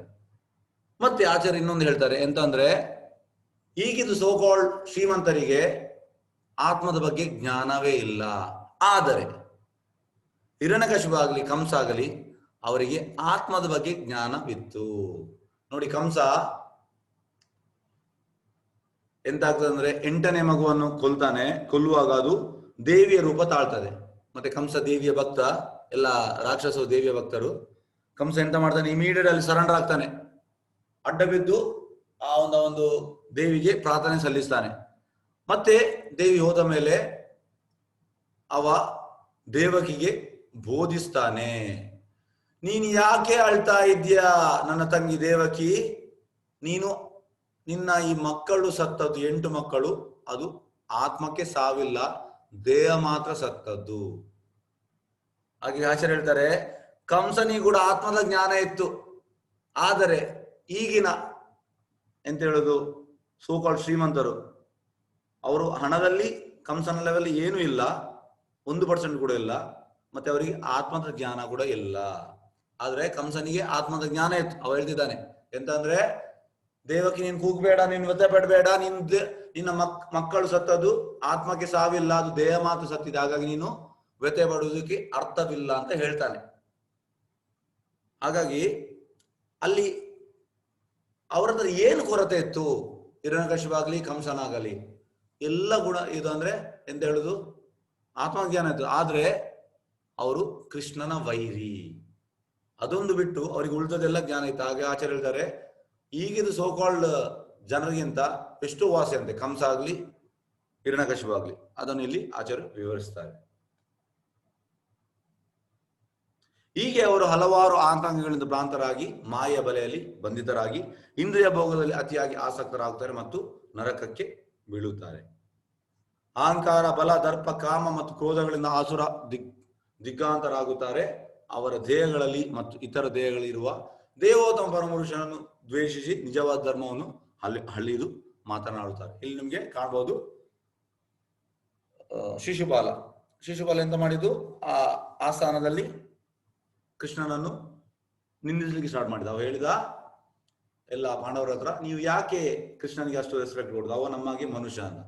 ಮತ್ತೆ ಅವರಿಗೆ ಅಂದ್ರೆ ನೋಡಿ, ಯಾರಿಗಾದ್ರೂ ಹೇಗೆ ಅಂದ್ರೆ ಈ ಭಕ್ತಿಯಲ್ಲಿ ಇದ್ದವರಿಗೆ, ಈಗ ನಮ್ಮ ಗುರು ಮತ್ತೆ ಕೃಷ್ಣ ನೀವು ಎಂತಾದ್ರು ಹೇಳಿದ್ರೆ ನಾವು ಸುಮ್ಮನೆ ಇರುವುದಿಲ್ಲ, ನಾವು ನಿಮಗೆ ಸರಿಯಾಗಿ ಅದು ಕೊಡ್ತೇವೆ, ಹೇಗೆ ಕೊಡ್ಬೇಕು ನಮ್ಗೆ ಗೊತ್ತುಂಟು. ಆದ್ರೆ ಸ್ವತಃ ನಮ್ಗೆ ಎಂತಾದ್ರು ಹೇಳಿದ್ರೆ ನಾವು ಅದನ್ನು, ನೀವು ಹೇಳಿ ಏನು ಬೇಕಾದ್ರೆ ಹೇಳಿ, ನಾವು ಅದನ್ನು, ಯಾಕೆಂದ್ರೆ ನಮ್ಗೆ ಬೇಡ, ಆದ್ರೆ ಗುರು ಮತ್ತು ಕೃಷ್ಣನಿಗೆ ನಮ್ಗೆ ಸಿಟ್ಟು ಬರ್ತದೆ. ಅದೇ ರೀತಿ ಪಾಂಡವರಿಗೆ ಕೂಡ ಕೃಷ್ಣನಿಗೆ ಹೇಳುವಾಗ ಅವರಿಗೆ ತುಂಬಾ ಸಿಟ್ಟು ಬಂತು. ಭೀಮ ಮತ್ತೆ ಅರ್ಜುನ ಶಿಶುಪಾಲನ ಕೊಲ್ಲಿಗೆ ಹೋದ, ಕೃಷ್ಣ ಸ್ಟಾಪ್ ಮಾಡಿದ, ನೀವೆಂತ ಮಾಡ್ಬೇಕು ಮತ್ತೆ ಕೃಷ್ಣನಿಗೆ ಕೊಂದ. ಹಾಗಾಗಿ ಇದು ಆಸುರ ಸ್ವಭಾವದವರ ಲಕ್ಷಣಗಳು. ಅಸೂಯ ಪರರು, ಕ್ರೂರರು, ನರಾಧಮರು ಆದವರು ನಾನು ನಿರಂತರವಾಗಿ ಐಹಿಕ ಅಸ್ತಿತ್ವದ ಸಾಗರಕ್ಕೆ ನುಗ್ಗುತ್ತೇನೆ, ಹಲವಾರು ಆಸುರಿ ಜೀವವರ್ಗಗಳಿಗೆ ತಳ್ಳುತ್ತೇನೆ. ಕುಂತಿಯ ಮಗನಾದ ಅರ್ಜುನನೇ, ಆಸುರಿ ಜೀವವರ್ಗಗಳಲ್ಲಿ ಮತ್ತೆ ಮತ್ತೆ ಹುಟ್ಟುವ ಇಂಥ ಜನರು ಎಂದು ನನ್ನ ಬಳಿಗೆ ಬರಲಾರರು. ಕ್ರಮೇಣ ಅವರು ಅಧಮಗತಿಗೆ ಇಳಿಯುತ್ತಾರೆ. ಕೃಷ್ಣನಲ್ಲಿ ಬರ್ಲಿಕ್ಕೆ ಆಗುದಿಲ್ಲಂತೆ. ತ್ರಿವಿಧಂ ನರಕಾಶೇದ್ಯಾಂ ದ್ವಾರಂ ನಾಶನಂ ಆತ್ಮನ ಕಾಮ ಕ್ರೋಧ ತಥಾ ಲೋಭ ತಸ್ಮಾದೇತತ್ರಯಂ ತ್ಯಜೇತ್. ನರಕಕ್ಕೆ 3 ದ್ವಾರಗಳಿವೆ, ಕಾಮ, ಕ್ರೋಧ ಮತ್ತು ಲೋಭ. ಪ್ರತಿಯೊಬ್ಬ ವಿವೇಕಿಯು ಇವುಗಳನ್ನು ಬಿಡಬೇಕು, ಏಕೆಂದ್ರೆ ಅವು ಆತ್ಮದವನಿಗೆ ಕಾರಣವಾಗುತ್ತದೆ. ನೋಡಿ, ಕಾಮ, ಕ್ರೋಧ ಮತ್ತೆ ಲೋಭ ಇದನ್ನು ಇಟ್ಕೊಂಡು ನಾವು ಕೃಷ್ಣನಲ್ಲಿ ಹೋಗ್ತೇವೆ ಅಂದ್ರೆ ಅದು ಸಾಧ್ಯವಿಲ್ಲ. ಅದು ಸೀದಾ ನಾವು ನರಕಕ್ಕೆ ಹೋಗ್ತೇವೆ, ಅದರಲ್ಲಿ ಡೌಟೇ ಇಲ್ಲ. ನೋಡಿ, ಇಲ್ಲಿ ಕಾಣ್ತದೆ, ಚಿತ್ರದಲ್ಲಿ ಕಾಣ್ತದಲ್ಲ, ಆ ಕಾಮ, ಕ್ರೋಧ ಮತ್ತೆ ಲೋಭ, ಕ್ರೀಡ್, ಇದು ಮನುಷ್ಯನನ್ನು ಆಚೆ ಈಚೆ ಎಳಿತಾ ಉಂಟು. ಕುಂತಿಯ ಮಗನಾದ ಅರ್ಜುನನೇ, ನರಕದ ಈ ದ್ವಾರಗಳನ್ನು ತಪ್ಪಿಸಿಕೊಂಡವನು ಆತ್ಮ ಸಾಕ್ಷಾತ್ಗೆ ನೇರವಾಗುವ ಕರ್ಮಗಳನ್ನು ಮಾಡ್ತಾನೆ. ಹೀಗೆ ಕ್ರಮೇಣ ಪರಮಗತಿಯನ್ನು ಹೊಂದುತ್ತಾನೆ. ಅಂದ್ರೆ ಇಲ್ಲಿ ನಿಮ್ಗೆ ಕಾಣ್ತದೆ, ಫಸ್ಟಿಗೆ ಅಂತಂದ್ರೆ ನಾವು ಒಂದು ಬೊನೋಫೈಡ್ ಸಂಪ್ರದಾಯದಲ್ಲಿ ಬಂದಂಥದ್ದು, ಅದಕ್ಕೆ ನಾನು ಹೇಳುದು 4 ಸಂಪ್ರದಾಯ ಉಂಟು, ಆ ಸಂಪ್ರದಾಯದಲ್ಲಿ ಬಂದಂತ ಗುರುವನ್ನು ಸ್ವೀಕರಿಸಬೇಕು.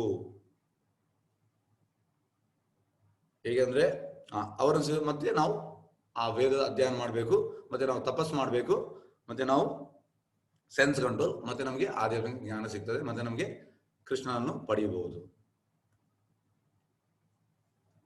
ಯಾ ಶಾಸ್ತ್ರ ವಿಧಿಂ ಉತ್ಸೃಜ್ಯ ವರ್ತತೆ ಕಾಮಕಾರತ ನ ಸಾ ಸಿದ್ಧಿಂ ಆವಾಪನೋತಿ ನ ಶುಕಂ ನ ಪರಮಂ ಗತಿಂ. ಯಾರು ಶಾಸ್ತ್ರ ವಿಧಗಳನ್ನು ತ್ಯಜಿಸಿ ತನ್ನ ಅನಿಸಿಕೆಗಳಂತೆ ಕರ್ಮ ಮಾಡುವವನು, ಅವನಿಗೆ ಪರಿಪೂರ್ಣತೆ ಆಗಲಿ, ಸುಖವಾಗಲಿ, ಪರಮಗತಿ ಆಗಲಿ ದೊರೆಯುವುದಿಲ್ಲ. ಈಗ ಎಂತಾಗಿದೆ ಅಂದ್ರೆ, ಜನರೆಲ್ಲ ಶಾಸ್ತ್ರವನ್ನು ಇದು ಮಾಡುವುದಿಲ್ಲ, ಅವರಿಗೆ ಬೇಕಾದಾಗೆ. ಅಂದ್ರೆ ಇಲ್ಲ, ಇದು ಏನ್ ಮಾಡ್ಬೋದು, ಇದು ಹಾಗೇನಿಲ್ಲ, ನಾವು ಮಾಂಸಾಹಾರಿ ತಿನ್ಬಹುದು. ಯಾರು ಹೇಳಿದ್ರು? ಅಲ್ಲ, ಅದು ಭಗವದ್ಗೀತೆಯಲ್ಲಿ ಕೃಷ್ಣ ಹೇಳಿದ್ರು. ಅದೆಲ್ಲ ಭೋಗಸಭ, ಅದೆಲ್ಲ ಯಾಕೆ ತಿನ್ಬಹುದು, ಏನಾಗುದಿಲ್ಲ. ಮತ್ತೆ ಇದೆಲ್ಲ ಜೂಜು, ಕುಡಿಯುವುದು, ಮತ್ತೆ ಅನಧಿಕೃತ ಇದೆಲ್ಲ ಅಂದ್ರೆ ಜನರೆಲ್ಲ ಎಂತ ಅಂದ್ರೆ ಅದೆಲ್ಲ ಸುಮ್ಮನೆ ನಾವು ಮಾಡ್ಬೋದು ಆತರ. ಅಂದ್ರೆ ಇದಕ್ಕೆ ಅವರಿಗೆ ಎಂತ ಆಗ್ತದೆ ಅಂದ್ರೆ, ಪರಿಪೂರ್ಣತೆ ಆಗ್ಲಿ, ಸುಖವಾಗ್ಲಿ, ಪರಮಗತಿ ದೊರೆಯುವುದಿಲ್ಲ ಅಂತೆ. ತಸ್ಮಾ ಶಾಸ್ತ್ರಂ ಪರಮಂತೆ ಪ್ರಮಾಣಂತೆ ಕಾರ್ಯ ಕಾರ್ಯ ವ್ಯವಸ್ಥಿತೌ ಜ್ಞಾತ್ವಾ ಶಾಸ್ತ್ರ ವಿಧಾನೋಕ್ತಂ ಕರ್ಮ ಕರ್ತುಂ ಇಹರ್ಷಸಿ. ಆದ್ದರಿಂದ ಮನುಷ್ಯನ ಶಾಸ್ತ್ರಕ್ಕೆ ಅನುಗುಣವಾಗಿ ಯಾವುದು ಕರ್ತವ್ಯ, ಯಾವುದು ಕರ್ತವ್ಯ ಎಂಬುದನ್ನು ಅರ್ಥ ಮಾಡಿಕೊಳ್ಳಬೇಕು. ಇಂಥ ನಿಯಮ ನಿಬಂಧನೆಗಳನ್ನು ತಿಳಿದುಕೊಂಡು ಮನುಷ್ಯನು ತಾನು ಕ್ರಮೇಣ ಮೇಲಕ್ಕೆ ಏರುವುದು ಸಾಧ್ಯವಾಗುತ್ತದೆ. ಕರ್ಮ ಮಾಡಬೇಕು, ಸಾಧ್ಯವಾಗುವಂತೆ ಕರ್ಮ ಮಾಡಬೇಕು. ಅಂದ್ರೆ ಶಾಸ್ತ್ರಕ್ಕೆ ಅನುಗುಣವಾಗಿ, ಅಂದ್ರೆ ನಮ್ಮ ಹೂವಪ್ಪು ಅಲ್ಲ, ಶಾಸ್ತ್ರದಲ್ಲಿ ಎಂತ ಉಂಟು ಅದಕ್ಕೆ ನಾವು ಅನುಗುಣವಾಗಿ ನಾವು ಎಲ್ಲವನ್ನು ಮಾಡಬೇಕು. ಮತ್ತೆಂತ ಆಗ್ತದೆ, ಕರ್ತವ್ಯ ಎಂಬುದನ್ನು ಅರ್ಥ ಮಾಡಿಕೊಳ್ಳಬೇಕು. ಇಂಥ ನಿಯಮ ನಿಬಂಧನೆಗಳು ತಿಳಿದುಕೊಂಡು ಮನುಷ್ಯನು ತಾನು ಕ್ರಮೇಣ ಮೇಲಕ್ಕೇರುವುದು ಸಾಧ್ಯವಾಗುತ್ತದೆ. ಎಸ್, ಸಣ್ಣ ಅಧ್ಯಾಯ, ಯಾರ್ದಾದ್ರು ಪ್ರಶ್ನೆ ಇದ್ದಲ್ಲಿ ಕೇಳ್ಬಹುದು.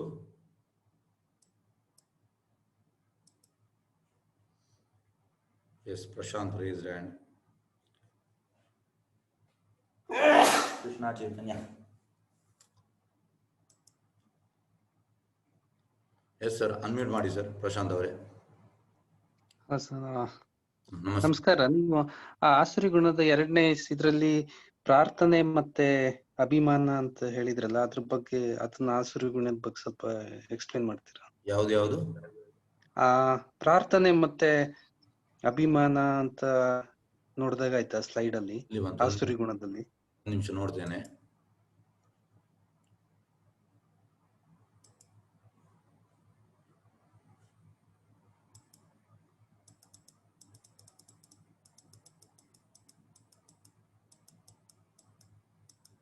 ಸಾರಿ,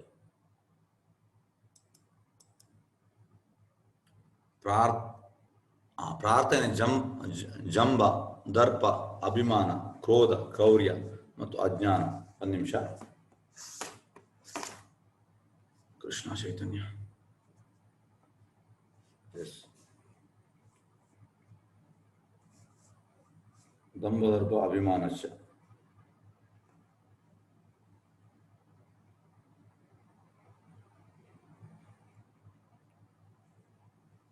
ಕನ್ಸೀಟ್, ಅಭಿಮಾನ. ಪ್ರಾರ್ಥನೆ ಅಂದ್ರೆ ಅಭಿಮಾನ, ಕನ್ಸೀಟ್, ಕ್ರೋಧ, harshness, certainly, ಅಜ್ಞಾನ, ಅಭಿಜಾತಸ್ಯ, belong to demonic. Arrogance, pride, anger, conceit, harshness, ignorance. ಪ್ರಾರ್ಥನೆಗೆ ಒಂದು ನಿಮಿಷ ಕನ್ನಡ ಬುಕ್ ನೋಡ್ತಾನೆ ಅಂತ ಕೊಟ್ಟಿದ್ದಾರೆ. ಅಂತ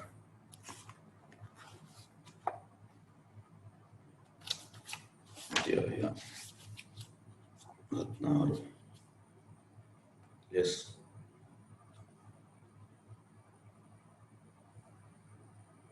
ದರ್ಪಾಭಿಮಾನ, ದುರಭಿಮಾನ,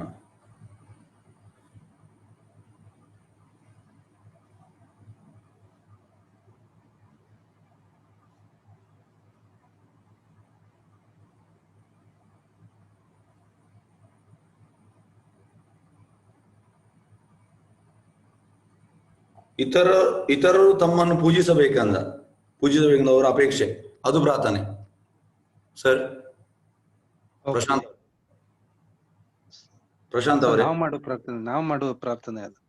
ಅಲ್ಲ, ಇತರರು ತಮ್ಮನ್ನು ಪೂಜಿಸಬೇಕೆಂದು ಅವರ ಅಪೇಕ್ಷೆ, ಜನರು ತಮ್ಮನ್ನು ನಮ್ಮ ಬಗ್ಗೆ ಮಾಡುವ ಪ್ರಾರ್ಥನೆ ಮಾಡಬೇಕು. ಹೌದು. ಇತರರು ತಮ್ಮನ್ನು ಪೂಜಿಸಬೇಕೆಂದು ಅವರ ಅಪೇಕ್ಷೆ, ಜನರು ತಮ್ಮನ್ನು ಗೌರವಿಸಿದ್ದರೆ ತಮಗೆ ಗೌರವ ಸಲ್ಲಬೇಕೆಂದು ಕೇಳುತ್ತಾರೆ. ಅಂದ್ರೆ ಗೌರವ ನನಗೆ ಕೊಡು ಅಂತ. ಎಸ್. ಅಭಿಮಾನದ ಬಗ್ಗೆ ಹೇಳ್ತೀರಾ ಸ್ವಲ್ಪ? ಅಭಿಮಾನ ಮಾಡಬಾರದು ಅಂತ ತಿಳಿಯೋದು. ಎಲ್ಲವನ್ನು ತಮ್ಮ ಮನಸ್ಸನ್ನು ಬಂದಂತೆ ಮಾಡುತ್ತಾರೆ. ಯಾರ ಅಧಿಕಾರವನ್ನು ಅವರು ಗುರುತಿಸಿಲ್ಲ. ತಮ್ಮ ತಾಯಿಯಂದ್ರ ಗರ್ಭದಲ್ಲಿ ತಮ್ಮ ದೇಹಗಳು ಪ್ರಾರಂಭವಾಗಿದ್ದ ಈ ರಾಕ್ಷಸ ಗುಣಗಳು ಅವರು ಹರಿಸಿದ್ದಾರೆ. ಅವರ ಬೆಳೆಯುತ್ತಾ ಹೋದಂತೆ ಆ ಅಭಿಮಾನಕ್ಕೆ, ಒಂದು ನಿಮಿಷ, ಇಲ್ಲಿ ಅಭಿಮಾನ, ದುರಾಭಿಮಾನ, ಇದಕ್ಕೆ ದುರಾಭಿಮಾನ ಕೊಟ್ಟಿದ್ದಾರೆ. ಮತ್ತೆ ಇದಕ್ಕೆ ಎಂತ ಭಾವಾರ್ಥದಲ್ಲಿ ಕೊಡ್ಲಿಲ್ಲ. ದುರಾಭಿಮಾನ ಅಂತ ಮೀನಿಂಗ್ ಕೊಟ್ಟಿದ್ದಾರೆ, ಮಾತ್ರ ಇಲ್ಲಿ ಭಾವಾರ್ಥದಲ್ಲಿ ಎಂತ ಕೊಡ್ಲಿಲ್ಲ. ಆಧ್ಯಾತ್ಮಿಕ ರಾಕ್ಷಸ ಸ್ವಭಾವದ ಆಧ್ಯಾತ್ಮಿಕ ಮುನ್ನಡೆಗೆ ಬೇಕಾದ ಈ ತತ್ವಗಳನ್ನು ತಾವು ಅನುಸರಿಸಿದರೆ ಧರ್ಮ ಮತ್ತು ಆಧ್ಯಾತ್ಮಿಕ ವಿಜಯದ ಬಯಸುತ್ತಾರೆ.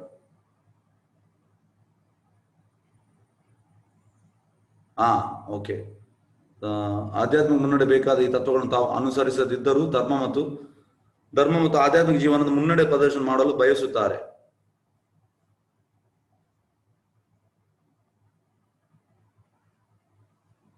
Yes, okay. ಬೇರೆ ಯಾವ್ದು ಪ್ರಶ್ನೆ ಉಂಟಾ?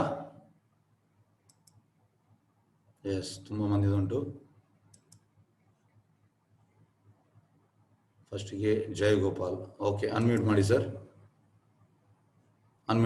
ಎಸ್ ಸರ್, ಅದು 4ನೇ ಅಧ್ಯಾಯದಲ್ಲಿ ಪ್ರಾರ್ಥ ಅಂದ್ರೆ ಅರ್ಜುನ ಅಂತ. ಹೌದೌದು. ಪ್ರಾರ್ಥನೆ ಅಲ್ಲ ಅದು.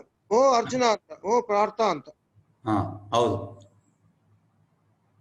ಅಲ್ಲ, ಇಲ್ಲಿ ಪ್ರಾರ್ಥನೆ ಅಲ್ಲ, ಇಲ್ಲಿ ಅರ್ಜುನ ಅಲ್ಲ ಸರ್, ಇಲ್ಲ, ಇಲ್ಲಿ ಪ್ರಾರ್ಥನೆ ಅಂತ ಕೊಟ್ಟಿದ್ದಾರೆ. ಪ್ರಾರ್ಥನೆ ಒಂದು ಸಾರಿ ಸರ್. ಅಲ್ಲ ಸರ್, ಅದು ಹೌದು, ಕರೆಕ್ಟ್. ಪ್ರಾರ್ಥನೆ ಸಾರಿ ಪಾರ್ಥ ಅರ್ಜುನ ಅಂತ. ಓ ಅರ್ಜುನ, ಓ ಪಾರ್ಥ ಅಂತ. ಪ್ರಾರ್ಥನೆ ಓಕೆ. ಪ್ರಾರ್ಥನೆ ಅಲ್ಲ, ಪ್ರಾರ್ಥನೆ. ಪಾರ್ಥ, ಅರ್ಜುನ ಅಂತ. ಓ ಅರ್ಜುನ, ಓ ಪಾರ್ಥ. ಕರೆಕ್ಟ್. ಸರಿ ಸರ್, ಥ್ಯಾಂಕ್ಸ್. ಪ್ರಾರ್ಥನೆ ಸಾರಿ, ಪ್ರಾರ್ಥನೆ ಅಲ್ಲ, ಪ್ರಾರ್ಥನೆ. ನೋಡಿ, ಒಂದು ಆಚೆ ಆದ್ರೆ ತುಂಬಾ ಮಿಸ್ಟೇಕ್ ಆಗ್ತದೆ. ಓಕೆ, ಧನ್ಯವಾದ ಸರ್, ಧನ್ಯವಾದ. ಓಕೆ, ಈಗ ರಿತೇಶ್.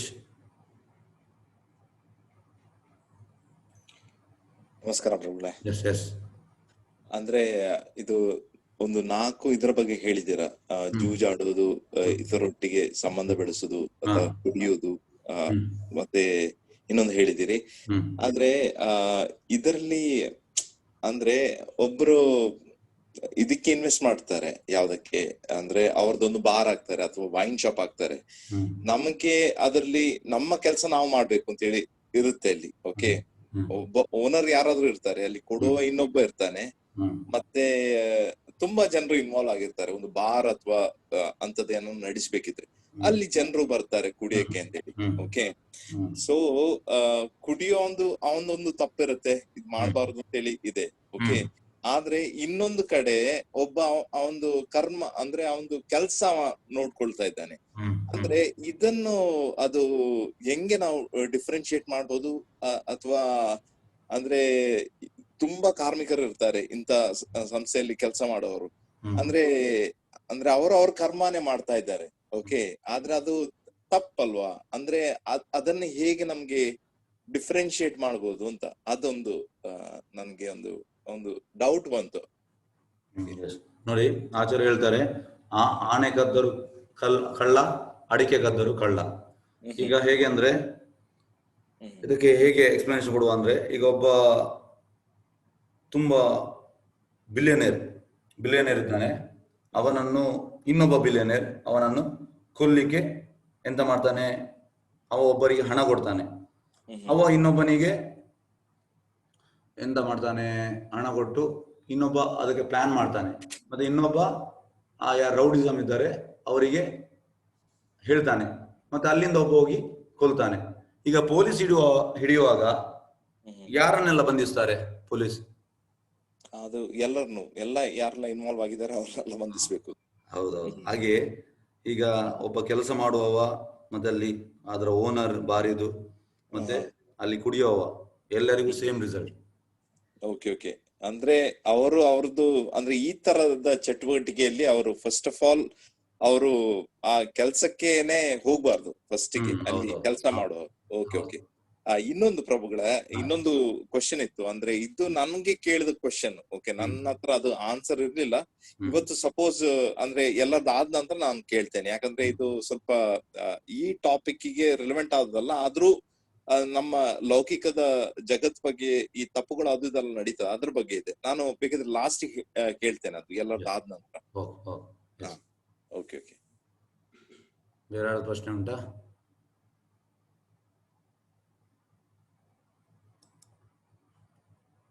ಓಕೆ, ಯಾರು ಪ್ರಶ್ನೆ ಉಂಟಾ?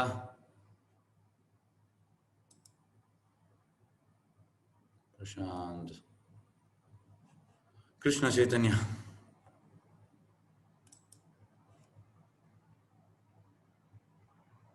ಓಕೆ, ಯಾರೊಂದು ರೈಸ್ ಹ್ಯಾಂಡ್ ಆಯಿತು. 06EC59FE ಪ್ರಶ್ನೆ ಉಂಟಾ? ಅನ್ಮ್ಯೂಟ್ ಮಾಡ್ಬೋದು.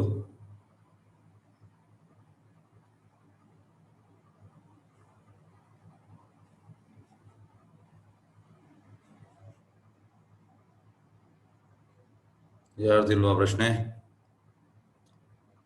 ಓಕೆ, ರಾಘವೇಂದ್ರ ಸರ್ ಉಂಟು. Okay, yes sir. ನಮಸ್ಕಾರ. ನಮಸ್ತೆ. ಈ ಸ್ನಾನದ ಬಗ್ಗೆ ಸುಮಾರು ಏನಾದ್ರು ಉಲ್ಲೇಖ ಇದೆಯಾ? ಐ ಮೀನ್, ತಣ್ಣೀರಲ್ಲೇ ಸ್ನಾನ ಮಾಡಿದ್ರೆ ಒಳ್ಳೇದಾ ಅಥವಾ ಉಗುರು ಬೆಚ್ಚಗೆ ನೀರಲ್ಲಿ ಮಾಡಿದ್ರೆ ಒಳ್ಳೇದಾ, ಆತರ ಏನಾರು? ಯಾಕಂದ್ರೆ ನಾನು ಎಷ್ಟೊಂದ್ ಕಡೆ ಕೇಳಿದೀನಿ, ತಣ್ಣೀರಲ್ಲಿ ಸ್ನಾನ ಮಾಡಿದ್ರೆ ತುಂಬಾ ಒಳ್ಳೇದು ಅಂತ ಹೇಳ್ತಾರೆ, ಈ ತರ ಸ್ಪಿರಿಚುಯಾಲಿಟಿ ಹೋಗಕ್ಕೆ. ತಪಸ್ಸು. ಈಗ ನೋಡಿ, ನಮ್ಮ ಆಚಾರ್ಯರು ಇದು ಯಾವುದು ಹೇಳುದು ಪ್ಲೇಸ್, ಪ್ರಯಾಗಲ್ಲಿ ಎಂತ ಹೇಳೋದಕ್ಕೆ, ಪ್ರಯಾಗಲ್ಲಿ ಕುಂಭಮೇಳಕ್ಕೆ ನಮ್ಮ ಆಚಾರ್ಯರು ಎಲ್ಲ ಭಕ್ತರನ್ನು ಕರ್ಕೊಂಡು ಹೋಗಿದ್ರು, ಶಿಷ್ಯಂದಿರನ್ನು. ಆಗ ಇದು ಒಂದು ಆಲ್ಮೋಸ್ಟ್ 45 years ಬ್ಯಾಕ್. ಆಗ ಎಂತಾಯ್ತಂದ್ರೆ, ಅವರನ್ನೆಲ್ಲ ಕರ್ಕೊಂಡು ಹೋಗಿ ನಿಮ್ಗೆ ಗೊತ್ತುಂಟು, ಆ ಜನವರಿ ಟೈಮಲ್ಲಿ ಅಲ್ಲಿ ತುಂಬಾ ಅಂದ್ರೆ ತುಂಬಾ ಕೋಲ್ಡ್ ಪ್ರಯಾಗಲ್ಲಿ. ಅದು ಎಂತಾಯ್ತು, ಎಲ್ಲ ಶಿಷ್ಯಂದಿರು ಯಾರು ಹೋಗ್ಲಿಲ್ಲ ಸ್ನಾನಕ್ಕೆ, ಅಂದ್ರೆ ತುಂಬಾ ಕೋಲ್ಡ್ ಉಂಟು ಅಂತ. ನಮ್ಮ ಆಚಾರ್ಯ ಎಂತ ಮಾಡಿದ್ರು, ಆಚಾರ್ಯಗಾಗ 80 ವರ್ಷ, ಅವರು ಹೋಗಿ ಫಸ್ಟಿಗೆ, ಯಾಕಂದ್ರೆ ಯದಾ ಆಚಾರ್ಯ ಶ್ರೇಷ್ಠ ತತ್ತೇವತರೋ ಜನ ಸಯತ್ ಪರಮಾನಂ ಕುರುತೆ ಲೋಕಸ್ತತ್ ಅನ್ವರ್ತದೆ. ಅವರು ಹೋಗಿ ಡಿಪ್ ಮಾಡಿದ್ರು. ಅವರನ್ನು ಡಿಪ್ ಮಾಡಿ ನೋಡಿ, ಅವರೆಲ್ಲ ಅಂದ್ರೆ ಎಲ್ಲರೂ 22 ವರ್ಷದವರು ಎಲ್ಲ ಶಿಷ್ಯಂದಿರು, ಇವರಿಗೆ 80 ವರ್ಷ. ಹ್ಯೂಜ್ ಗ್ಯಾಪ್ ಉಂಟು, ಅಂದ್ರೆ ಕೆಲವರು 25-22 ಆ ತರವೇ, ಅಂದ್ರೆ ಆಲ್ಮೋಸ್ಟ್ ಮೊಮ್ಮಕ್ಕಳ ಪ್ರಾಯದವರು ಎಲ್ಲ ಶಿಷ್ಯಂದಿರು. ಹಾಗಾಗಿ ಹೇಳಿದ್ರು, ಯಾವಾಗ ಪ್ರಭುಪಾದ ಅಲ್ಲಿ ಹೋಗಿ ಡಿಪ್ ಮಾಡಿದ್ರು ಆ 80 ವರ್ಷದವರು, ನಾವು ಏನು ಪ್ರಭುಪಾದ ಇದ್ರು, ಹಾಗಾಗಿ ಎಲ್ಲರೂ ಡಿಪ್ ಮಾಡಿದ್ರು. ಹಾಗಾಗಿ ಇದೆಂತ ಮಾಡ್ತಾರೆ ಅಂದ್ರೆ, ನಮಗೆ ಒಂದು ತಪಸ್ಸಿದ್ದಾಗ, ಹಾಗಾಗಿ ತಣ್ಣೀರು ಸ್ನಾನ ಮಾಡಿದ್ರೆ ತುಂಬಾ ಒಳ್ಳೇದು ಸರ್. ಯಾಕಂದ್ರೆ ನಮ್ಮ ಆಚಾರ್ಯ ಎಕ್ಸಾಂಪಲ್ ಆಗಿ ಕೊಟ್ಟಿದ್ದಾರೆ. ಮತ್ತೆ ಹೇಗೆ ಅಂದ್ರೆ ನೋಡಿ, ಈಗ ನಾನು ಸಣ್ಣದಿಂದ ತಣ್ಣೀರೇ ಮಾಡಿದ್ದು, ಬಿಸಿ ನೀರಿಲ್ಲ, ನನಗೆ ಅಭ್ಯಾಸ ಇಲ್ಲ, ರೂಢಿ ಇಲ್ಲ. ಆದ್ರೂ ಕೂಡ ಹೇಗೆ ಅಂದ್ರೆ, ಈಗ ತುಂಬಾ ಚಳಿ ಟೈಮಲ್ಲಿ ಕೂಡ, ಈಗ ಎಂತ ಹೇಳೋದು, ನಾವು ವೃಂದಾವನಕ್ಕೆ ಹೋಗ್ತೇವೆ. ವೃಂದಾವನಕ್ಕೆ ಅಕ್ಟೋಬರ್ ಅಲ್ಲಿ ಹೋಗ್ತೇವೆ, ಈ ಸಲ ಗೊತ್ತಿಲ್ಲ, ಕಾರ್ತಿಕ ಟೈಮಲ್ಲಿ.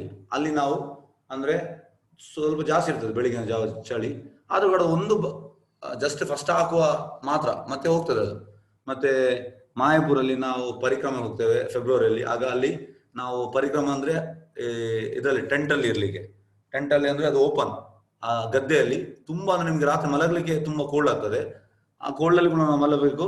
ಮತ್ತೆ ಹೇಗೆ ಅಂದ್ರೆ ಬೆಳಿಗ್ಗೆ ನೀವು ಸ್ನಾನ ಮಾಡುವಾಗ ತುಂಬಾ ಕೋಲ್ಡ್ ಇರ್ತದೆ, ಅಂದ್ರೆ ಆ ಹೊಗೆ ಎಲ್ಲ ಬರ್ತಾ ಇರ್ತದೆ, ಅಲ್ಲಿ ಕೂಡ ನಾವು ಸ್ನಾನ ಮಾಡ್ತೇವೆ. ಅಂದ್ರೆ ಫಸ್ಟ್ ಒಂದು ಹಾಕುವಾಗ ಮಾತ್ರ, ಮತ್ತೆ ಸರಿ ಆಗ್ತದೆ ಅದು. ಅದಂದ್ರೆ ಅಭ್ಯಾಸ ರೂಢಿ ಆಗ್ಬೇಕು. ಓಕೆ, ಧನ್ಯವಾದಗಳು. ಎಸ್, ಧನ್ಯವಾದ ಧನ್ಯವಾದ. ಬೇರೆ ಯಾವ್ದು ಪ್ರಶ್ನೆ ಉಂಟಾ?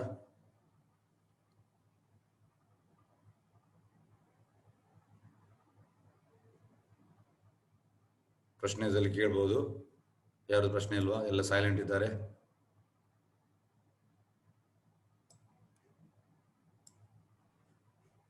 ಪ್ರಶ್ನೆ okay. Srinivas sir, okay, unmute ಮಾಡಿ ಸರ್, ಅನ್ಮ್ಯೂಟ್ ಮಾಡಿ ಸರ್. ಎಸ್, ಅನ್ಮ್ಯೂಟ್ ಮಾಡಿ. ಎಸ್, ನಮಸ್ತೆ ಗುರುಜಿ. ನಮಸ್ತೆ ನಮಸ್ತೆ ನಮಸ್ತೆ ಸರ್. ಎಸ್, ಬಹಳ ಖುಷಿ ಆಗುತ್ತೆ ಈ ವಿಷಯಗಳನ್ನ ಕೇಳೋದಕ್ಕೆ, ಜೀವನದಲ್ಲಿ ಅಳವಡಿಸ್ಕೊಳ್ಳೋಕೆ ತುಂಬಾ ಖುಷಿ ಆಗುತ್ತೆ. ಒಳ್ಳೆ ಸಂಘನ ನೀವು ನಿರ್ಮಾಣ ಮಾಡಿದೀರಾ, ಒಳ್ಳೆ ಸಂಪರ್ಕ ಸಿಕ್ಕಿ ನಮ್ಗೆ ದೇವರ ಇದ್ರಲ್ಲಿ ನಾವು ಕಳಿಯೋದಕ್ಕೆ ಆಸ್ಪದ ಮಾಡ್ಕೊಡ್ತಾ ಇದೆ. ಬಹಳ ಸಂತೋಷ ಆಗ್ತಾ ಇದೆ. ಈ ಭಾಗವತಕ್ಕೂ ಮಹಾಭಾರತಕ್ಕೂ ಏನ್ ವ್ಯತ್ಯಾಸ, ಏನ್ ಕಲ್ತ್ಕೊಳ್ಬಹುದು ಅನ್ನೋದು ಬೇಕಾಗಿತ್ತು. ನೋಡಿ, ಮಹಾಭಾರತದಲ್ಲಿ ಜಾಸ್ತಿಯಾಗಿ ಎಂತಂದ್ರೆ ಆ ಪೊಲಿಟಿಕಲ್ ಇದು ಇರುವುದು ಮಹಾಭಾರತದಲ್ಲಿ, ಜಾಸ್ತಿಯಾಗಿ ರಾಜಕೀಯ ಇದು ಜಾಸ್ತಿ ಉಂಟು ಅದರಲ್ಲಿ. ಆದ್ರೆ ಭಾಗವತಂ ಪೂರ್ತಿ ಶುದ್ಧ ಕೃಷ್ಣನ ಭಕ್ತಿಯ ಬಗ್ಗೆ. ಹಾಗಾಗಿ ಭೀಷ್ಮ ಪಿತಾಮಹ ಯುಧಿಷ್ಠಿರ ಮಹಾರಾಜಿಗೆ ಎರಡನ್ನೂ ತಿಳಿಸಿದ್ರು. ಯಾವುದು? ಹೇಗೆ ರೂಲ್ ಮಾಡುವುದು ಮತ್ತೆ ಹೇಗೆ ಕೃಷ್ಣನನ್ನು ಪಡೆಯುವುದು. ಅದು ಭಾಗವತದಿಂದ ಅವರು ಹೇಳಿದ್ದು. ಮತ್ತೆ ಹೇಗೆ ರೂಲ್ ಮಾಡುವುದು ಅದನ್ನು ಮಹಾಭಾರತದಿಂದ ಅವರು ತಿಳಿಸಿದ್ರು. ಹಾಗಾಗಿ ನೋಡಿ, ಯುಧಿಷ್ಠಿರ ಮಹಾರಾಜ್ ಒಂದು ರಾಜಋಷಿ ಆಗಿದ್ದು, ಪರ್ಫೆಕ್ಟ್ ರೂಲ್ ಮಾಡ್ತಿದ್ರು. ಯಾಕಂದ್ರೆ ಅವ್ರಿಗೆ ಹೇಗೆ ರೂಲ್ ಮಾಡುದು ಕೂಡ ಗೊತ್ತುಂಟು, ಮತ್ತೆ ಕೃಷ್ಣನ ಪೂರ್ತಿ ಎಂತ ಹೇಳೋದು, ಕೃಷ್ಣನ ಕಂಪ್ಲೀಟ್ ಸ್ಟೋರಿ ಭಾಗವತಮಲ್ಲಿ ಉಂಟು. ಹಾಗಾಗಿ ಎರಡು ಕೂಡ ನಾವು ಕರೆಕ್ಟ್ ಆಗಿ ಅಪ್ಲೈ ಮಾಡಿದ್ರೆ ನಮ್ಮ ಜೀವನ ಸಾರ್ಥಕ ಆಗ್ತದೆ ಸರ್. ಈಗ ಭಾಗವತ ಕ್ಲಾಸಸ್ ಯಾವಾಗ ಶುರು ಮಾಡ್ತೀರಾ? ಈಗ ಇದು ಆದ್ಮೇಲೆ ಇಮಿಡಿಯೇಟ್ ಸ್ಟಾರ್ಟ್ ಮಾಡ್ತೀನಿ ಸರ್. ಈಗ ನಂದು 3 ಬ್ಯಾಚಿಗೆ ಆಲ್ರೆಡಿ ಮಾಡ್ತಾ ಇದ್ದೇನೆ. ಅವರಿಗೆ ವೀಕ್ಲಿ ಟ್ವೈಸ್ ಮಾಡ್ತಾ ಇದ್ದೇನೆ. ಆದ್ರೆ ಅದು ಹೇಗಾಗ್ತದೆ, ನನಗೆ ವೀಕೆಂಡ್ ಅಲ್ಲಿ ಹೊಸಬರಿಗೆ ಎಕ್ಸ್ಟ್ರಾ ಕ್ಲಾಸ್ ಕೂಡ ಉಂಟು. ಮತ್ತೆ ಇದು ನಂದು ಈಗ ಬೆಳಿಗ್ಗೆ 6 o'clock, ಮಧ್ಯಾಹ್ನ 3, ಮತ್ತೆ ರಾತ್ರಿ 7, ಅದು 3 ಕ್ಲಾಸ್. ಮತ್ತೆ ಭಾಗವತಂ 2 ಕ್ಲಾಸ್. ಈಗ ನೀವು ಬಂದ್ರೆ 3 ಕ್ಲಾಸ್. ಆಗ ನಮ್ಗೆ ವೀಕೆಂಡ್ಗೆ 8 ಕ್ಲಾಸ್ ಆಗ್ತದೆ. ಮಾಡುವ ನಿಮ್ಗೆ ಮಾಡುವ ವೀಕೆಂಡ್ ಅಲ್ಲಿ. ಧನ್ಯವಾದಗಳು. ಧನ್ಯವಾದ. ಮತ್ತೆ ಅವರು ನಿಮ್ಮ ಗೆಳೆಯ, ನಾನು ಲಿಂಕ್ ಕಳಿಸಿದ್ದೇನೆ, ಅವರು ಹೋಗ್ತಾ ಇದ್ದಾರೆ ನಮ್ಮ ಪ್ರೆಸಿಡೆಂಟ್ ಕ್ಲಾಸಿಗೆ. ಅದು ಕೇಳ್ತೀನಿ, ಇವತ್ತು ಕೇಳ್ತೀನಿ. ಎಸ್ ಕೇಳಿ. ಎಸ್, ಧನ್ಯವಾದಗಳು. ಧನ್ಯವಾದ.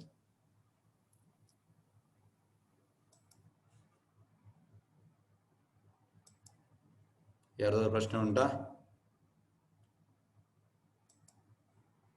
ಪ್ರಶ್ನೆದಲ್ಲಿ ಕೇಳ್ಬೋದು. ಎಸ್, ಆಂಡ್ರೇಸ್. ಮಂಜುಳಾ ಮಾತಾಜಿ, ಓಕೆ, 1 ನಿಮಿಷ ಅನ್ಮ್ಯೂಟ್ ಮಾಡಿ ಮಾತಾಜಿ. ಎಸ್, ಅನ್ಮ್ಯೂಟ್ ಮಾಡಿ ಮಾತಾಜಿ, ರಿಕ್ವೆಸ್ಟ್ ಕಳಿಸಿದ್ದೇನೆ. ಅನ್ಮ್ಯೂಟ್ ಮಾಡಿ ಮಾತಾಜಿ. ಎಸ್, ನಮಸ್ಕಾರ ಗುರು. ನಮಸ್ತೆ ಮಾತಾಜಿ. ನನಗೆ ಸಂಪ್ರದಾಯಗಳು ಹೇಳಿದ್ರಲ್ಲ, ಅದು ಇನ್ನೊಂದ್ಸಲ ಹೇಳ್ತೀರಾ? ನೋಡಿ, 4 ಸಂಪ್ರದಾಯ ಉಂಟು. ಬ್ರಹ್ಮ ಮಧ್ವ ಸಂಪ್ರದಾಯ ಅಂದ್ರೆ ಬ್ರಹ್ಮ ಸಂಪ್ರದಾಯದಲ್ಲಿ ಮಧ್ವಾಚಾರ್ಯ ಬರುವುದು. ನಮ್ದು ಇಸ್ಕಾನ್ ಬ್ರಹ್ಮ ಮಧ್ವ ಸಂಪ್ರದಾಯಕ್ಕೆ ಬರ್ತದೆ. ಸೆಕೆಂಡ್ ಇದು ಶ್ರೀ ಸಂಪ್ರದಾಯ. ಶ್ರೀ ಅಂದ್ರೆ ಲಕ್ಷ್ಮಿ ಸಂಪ್ರದಾಯದಲ್ಲಿ ರಾಮಾನುಜಾಚಾರ್ಯರು. ನಮ್ಗೆಲ್ಲ ತಿರುಪತಿಯಲ್ಲಿ, ಶ್ರೀರಂಗಂ, ಕಾಂಚೀಪುರಂ ಇಲ್ಲೆಲ್ಲ ಇದ್ದಾರೆ. ಅವರೆಲ್ಲ ಅವರ ಅನ್ವಯಿಗಳು. ಮಧ್ವಾಚಾರ್ಯರು ಇಲ್ಲಿ ಉಡುಪಿಯಲ್ಲಿ, ಮಂಗಳೂರು, ಉಡುಪಿ. ಮತ್ತೆ ನೆಕ್ಸ್ಟ್ ಬರುವಂತದ್ದು ರುದ್ರ ಸಂಪ್ರದಾಯ, ಶಿವ ಸಂಪ್ರದಾಯ. ಅದರಲ್ಲಿ ವಿಷ್ಣು ಸ್ವಾಮಿ, ಅದು ಗುಜರಾತ್ ಅಲ್ಲಿ ಇದ್ದಾರೆ. ಮತ್ತೆ ನೆಕ್ಸ್ಟ್ ಬರುವುದು ಕುಮಾರ ಸಂಪ್ರದಾಯ, 4 ಕುಮಾರ. ಆ ಕುಮಾರ ಸಂಪ್ರದಾಯದಲ್ಲಿ ಬರುವಂತದ್ದು ನಿಂಬಾರ್ಕ ಆಚಾರ್ಯ, ಅದು ರಾಜಸ್ಥಾನಲ್ಲಿ ಇದ್ದಾರೆ. ಹಾಗಾಗಿ ಈ 4 ಸಂಪ್ರದಾಯದಿಂದ ಯಾವ್ದು ತೆಗೆದ್ರೆ ಅದು ಅಥೆಂಟಿಕ್. ಮತ್ತೆ ಇನ್ನೊಂದು, ಆತ್ಮ ಸಾಕ್ಷಾತ್ಕಾರದ ಸಾಧನಗಳು ಯಾವ್ಯಾವ್ದು? ಆತ್ಮ ಸಾಕ್ಷಾತ್ಕಾರಕ್ಕೆ ನೋಡಿ ಮಾತಾಜಿ, ಹೇಗಂದ್ರೆ ಆ ನವವಿಧ ಭಕ್ತಿಯಲ್ಲಿ ಅದೇ 9 ಪ್ರೊಸೆಸ್ ಉಂಟು ನವವಿಧ ಭಕ್ತಿಯಲ್ಲಿ. ಆ 9 ಪ್ರೊಸೆಸ್ ಎಂತ ಅಂದ್ರೆ, ನಾನು ಲಾಸ್ಟ್ ಟೈಮ್ ನಿಮ್ಗೆ ಹೇಳಿದ್ದೇನೆ, ಅಂಬರೀಷ್ ಮಹಾರಾಜ್ ಈ ಎಲ್ಲವನ್ನು ಕೃಷ್ಣನಿಗೆ ಸಮರ್ಪಣೆ ಮಾಡಿದ್ದಾರೆ. ಫಸ್ಟ್ ಇದ್ದು ಶ್ರವಣ ಅಂದ್ರೆ ನೀವು ಕೇಳುದು ಯಾವುದು, ಭಾಗವತಂ ಭಗವದ್ಗೀತೆ ಮತ್ತು ಓದುದೆಲ್ಲ ಅದು ಕೂಡ ಶ್ರವಣವೇ. ಮತ್ತೆ ಕೀರ್ತನ ಅಂದ್ರೆ ನಾವು ಜಪ ಮಾಡುದು, ಕೀರ್ತನೆ ಮಾಡುದು, ಇದೆಲ್ಲ ಕೀರ್ತನೆ. ಮತ್ತೆ ಮೂರನೇದು ಸ್ಮರಣ. ಈಗ ನೀವು ಶ್ರವಣ ಮತ್ತೆ ಕೀರ್ತನೆ ನಿಮ್ದು ಕೃಷ್ಣನ ಬಗ್ಗೆ ಇದ್ರೆ ಸ್ಮರಣೆ ಕೂಡ ಅದೇ ಬರ್ತದೆ. ಸ್ಮರಣೆ ಆದ್ಮೇಲೆ 4ನೇದು ಪಾದ ಸೇವನ. ನಾವು ಕೃಷ್ಣನ ಆ ಪಾದ ಸೇವನೆ, ಕೃಷ್ಣನ ಲೋಟಸ್ ಫೀಟ್ಗೆ ನಾವು ಶರಣಾಗತರಾಗ್ತೇವೆ. ಮತ್ತೆ 4ನೇದು ಅರ್ಚನ, ಮತ್ತೆ ನಾವು ಕೃಷ್ಣನಿಗೆ ಪೂಜೆ ಮಾಡ್ಲಿಕ್ಕೆ ಸ್ಟಾರ್ಟ್ ಮಾಡ್ತೇವೆ. 6ನೇದು ವಂದನೆ, ನಾವು ಮತ್ತೆ ಪ್ರಾರ್ಥನೆ ಸಲ್ಲಿಸಲಿಕ್ಕೆ ಸ್ಟಾರ್ಟ್ ಮಾಡ್ತೇವೆ ಕೃಷ್ಣನಿಗೆ. ಮತ್ತೆ 7ನೇದು ದಾಸ್ಯ ಅಂದ್ರೆ ನಾವು ಕೃಷ್ಣ ಸೇವಕರು. ಪ್ರಭುಪಾದ್ ಹೇಳ್ತಾರೆ, ಜೀವೇರ ಸ್ವರೂಪವಾಗಿ ನಿತ್ಯ ಕೃಷ್ಣ ದಾಸ್. ನಾವು ಜೀವಿಯ ಸ್ವರೂಪ ಅಂತಂದ್ರೆ ನಾವು ಕೃಷ್ಣನ ನಿತ್ಯ ಸೇವಕರು. ಆ ದಾಸ್ಯ ಸ್ಟೇಜಿಗೆ ಬಂದ್ರೆ ನಮ್ದು ಆತ್ಮ ನಿವೇದನ. ಅದೇ ನಾವು ಆ ಸ್ಟೇಜಿಗೆ ಬರ್ಬೇಕು. ಅದಕ್ಕೆ ಹೇಳೋದು ನೆಕ್ಸ್ಟ್ ಸಾಕ್ಯ, ಅದು ಸ್ವಲ್ಪ ಹೈಯೆಸ್ಟ್. ಮತ್ತೆ ಆತ್ಮ ನಿವೇದನ ಅದು ಅಂದ್ರೆ ರಾಗಾನುಗ ಭಕ್ತಿ. ನಾವು ಆಚಾರ್ಯ ಹೇಳಿದ್ದಾರೆ ನಾವು ಸಾಧಕರು, ಹಾಗಾಗಿ ನಮ್ಗೆ ದಾಸ್ಯ, ಆ ರಾಗಾನುಗ ಭಕ್ತಿ ಬೇಡ. ಹಾಗಾಗಿ ಎಂತಂದ್ರೆ ಆ ರಿಯಲ್ ಪೊಸಿಷನ್ ನಾವು ಬರ್ಬೇಕು ಮಾಡ್ತಾ ಅದೇ ಆತ್ಮ ಸಾಕ್ಷಾತ್ಕಾರ. ಅಂದ್ರೆ ಈಗ ಹೇಗಂದ್ರೆ ಆಚಾರ್ಯ ಹೇಳ್ತಾರೆ, ಆ ಶುಗರ್ ಇದು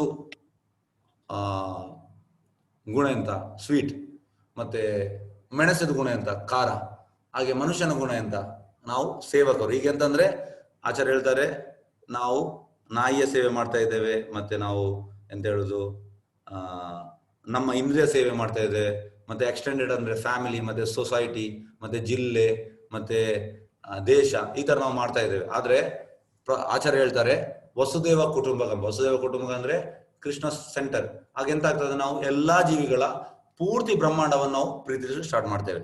ಕೃಷ್ಣನ ಯಾವಾಗ ನಾವು ತರ್ತೇವೆ ಆಗ ನಾವು ಉಳಿದದೆಲ್ಲ ಬರ್ತದೆ. ಹೇಗಂದ್ರೆ ಈಗ ಗಿಡದ ಬುಡಕ್ಕೆ ನೀವು ನೀರು ಹಾಕಿದ್ರೆ ನೀವು ಗಿಡದ ಸ್ಟೆಮ್ಮಿಗೆ ಹಾಕ್ಬೇಕಂತಿಲ್ಲ, ಮತ್ತೆ ಅದರ ಬ್ರಾಂಚಸ್ಗೆ ಹಾಕ್ಬೇಕಂತಿಲ್ಲ, ಮತ್ತೆ ಅದರ ಎಳೆಗೆ ಹಾಕ್ಬೇಕಂತಿಲ್ಲ, ಬುಡಕ್ಕೆ ಹಾಕಿದ್ರೆ ಆಯ್ತು, ಉಳಿದದೆಲ್ಲ ಬರ್ತದೆ ಅದರೊಟ್ಟಿಗೆ.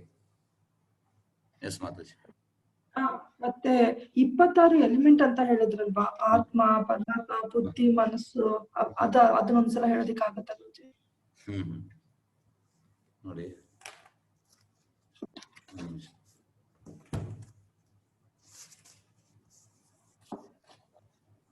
ನೋಡಿ, ಈ ಭೂಮಿ, ನೀರು, ಗಾಳಿ, ಬೆಂಕಿ, ಆಕಾಶ 5. ಯಾಕೆಂದ್ರೆ ನಾವು ಇದರಿಂದಲೇ ಬಂದ ಎಲಿಮೆಂಟ್ಸ್, ಈ 5ರಿಂದ. ಮತ್ತೆ ಅಹಂಕಾರ, ಬುದ್ಧಿ, ಮನಸ್ಸು. ಅಹಂಕಾರ ಅಂದ್ರೆ ಎಂತ ಹೇಳುದು, ಅಹಂಕಾರ ಇರಬೇಕು, ಅದು ತಪ್ಪು ಅಹಂಕಾರ ಇರಬಾರ್ದು. ಅದು ನಾನು ನಿಮ್ಗೆ ಲಾಸ್ಟ್ ಟೈಮ್ ಎಕ್ಸ್ಪ್ಲೇನ್ ಮಾಡಿದ್ದೇನೆ. ಹೇಗೆ ಅಂದ್ರೆ ಓಕೆ, 8 ಆಯ್ತಲ್ಲ. ನೆಕ್ಸ್ಟ್ ಕಣ್ಣು, ಇಂದ್ರಿಯಗಳು, ಕಣ್ಣು, ಕಿವಿ, ನಾಲಿಗೆ, ಮೂಗು, ಚರ್ಮ. ಆ ಕಣ್ಣಿನಿಂದ ರೂಪ, ಕಿವಿಯಿಂದ ಶಬ್ದ, ನಾಲಿಗೆಯಿಂದ ರುಚಿ, ಮೂಗಿನಿಂದ ಗಂಧ, ಮತ್ತೆ ಚರ್ಮದಿಂದ ಸ್ಪರ್ಶ. ಅಲ್ಲಿಗೆ 18 ಆಯ್ತು. ಮತ್ತೆ ಕೈಗಳು ಕೆಲಸ ಮಾಡ್ಲಿಕ್ಕೆ, ಕಾಲುಗಳು ನಡೆದಾಡ್ಲಿಕ್ಕೆ, ಬಾಯಿ ಮಾತನಾಡ್ಲಿಕ್ಕೆ. ಮತ್ತೆ ನೆಕ್ಸ್ಟ್ ಇದು ಜನನಾಂಗ, ನಾವು ಮೂತ್ರ ವಿಸರ್ಜನೆ ಮಾಡ್ತೇವೆ ಅದು. ಮತ್ತೆ ನೆಕ್ಸ್ಟ್ ಇದು ಮಲ ವಿಸರ್ಜನೆ ಮಾಡುವಂಥದ್ದು. ಅಲ್ಲಿಗೆ 23 ಆಯ್ತು. 24ನೇದು ಈ ಗುಣಗಳು, 3 ಗುಣಗಳು. 25ನೇದು ಆತ್ಮ, 26ನೇದು ಪರಮಾತ್ಮ. ಈಗ ಎಲ್ಲ ಆಧ್ಯಾತ್ಮಿಕ ಸಂಸ್ಥೆಗಳಿಗೆ ಈ 24 ಗೊತ್ತುಂಟು. ಆದ್ರೆ ಅವ್ರಿಗೆ ಯಾಕೆ ಪ್ರೋಗ್ರೆಸ್ ಇಲ್ಲ ಅಂದ್ರೆ ಅವರು 25 ಮತ್ತು 26 ಕನೆಕ್ಟ್ ಮಾಡೋದಿಲ್ಲ. ಈ 24ಕ್ಕೆ ಯಾವಾಗ ನಾವು 25 ಮತ್ತು 26 ಕನೆಕ್ಟ್ ಮಾಡ್ತೇವ ಆಗ ನಮ್ಗೆ ಎಲ್ಲವೂ ಕರೆಕ್ಟ್ ಆಗಿ ಇರ್ತದೆ. ಮಾತಾಜಿ, ಧನ್ಯವಾದಗಳು ಗುರುಜಿ. ಎಸ್ ಮಾತಾಜಿ.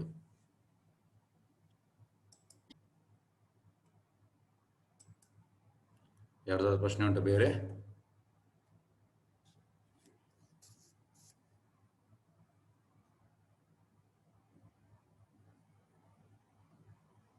ಬೇರೆ ಯಾರ್ದು ಇಲ್ವಾ ಪ್ರಶ್ನೆ? ಒಂದು ನಿಮಿಷ, ಯಾವ್ದು ಪ್ರಶ್ನೆ ಇದ್ದಲ್ಲಿ ಕೇಳ್ಬಹುದು.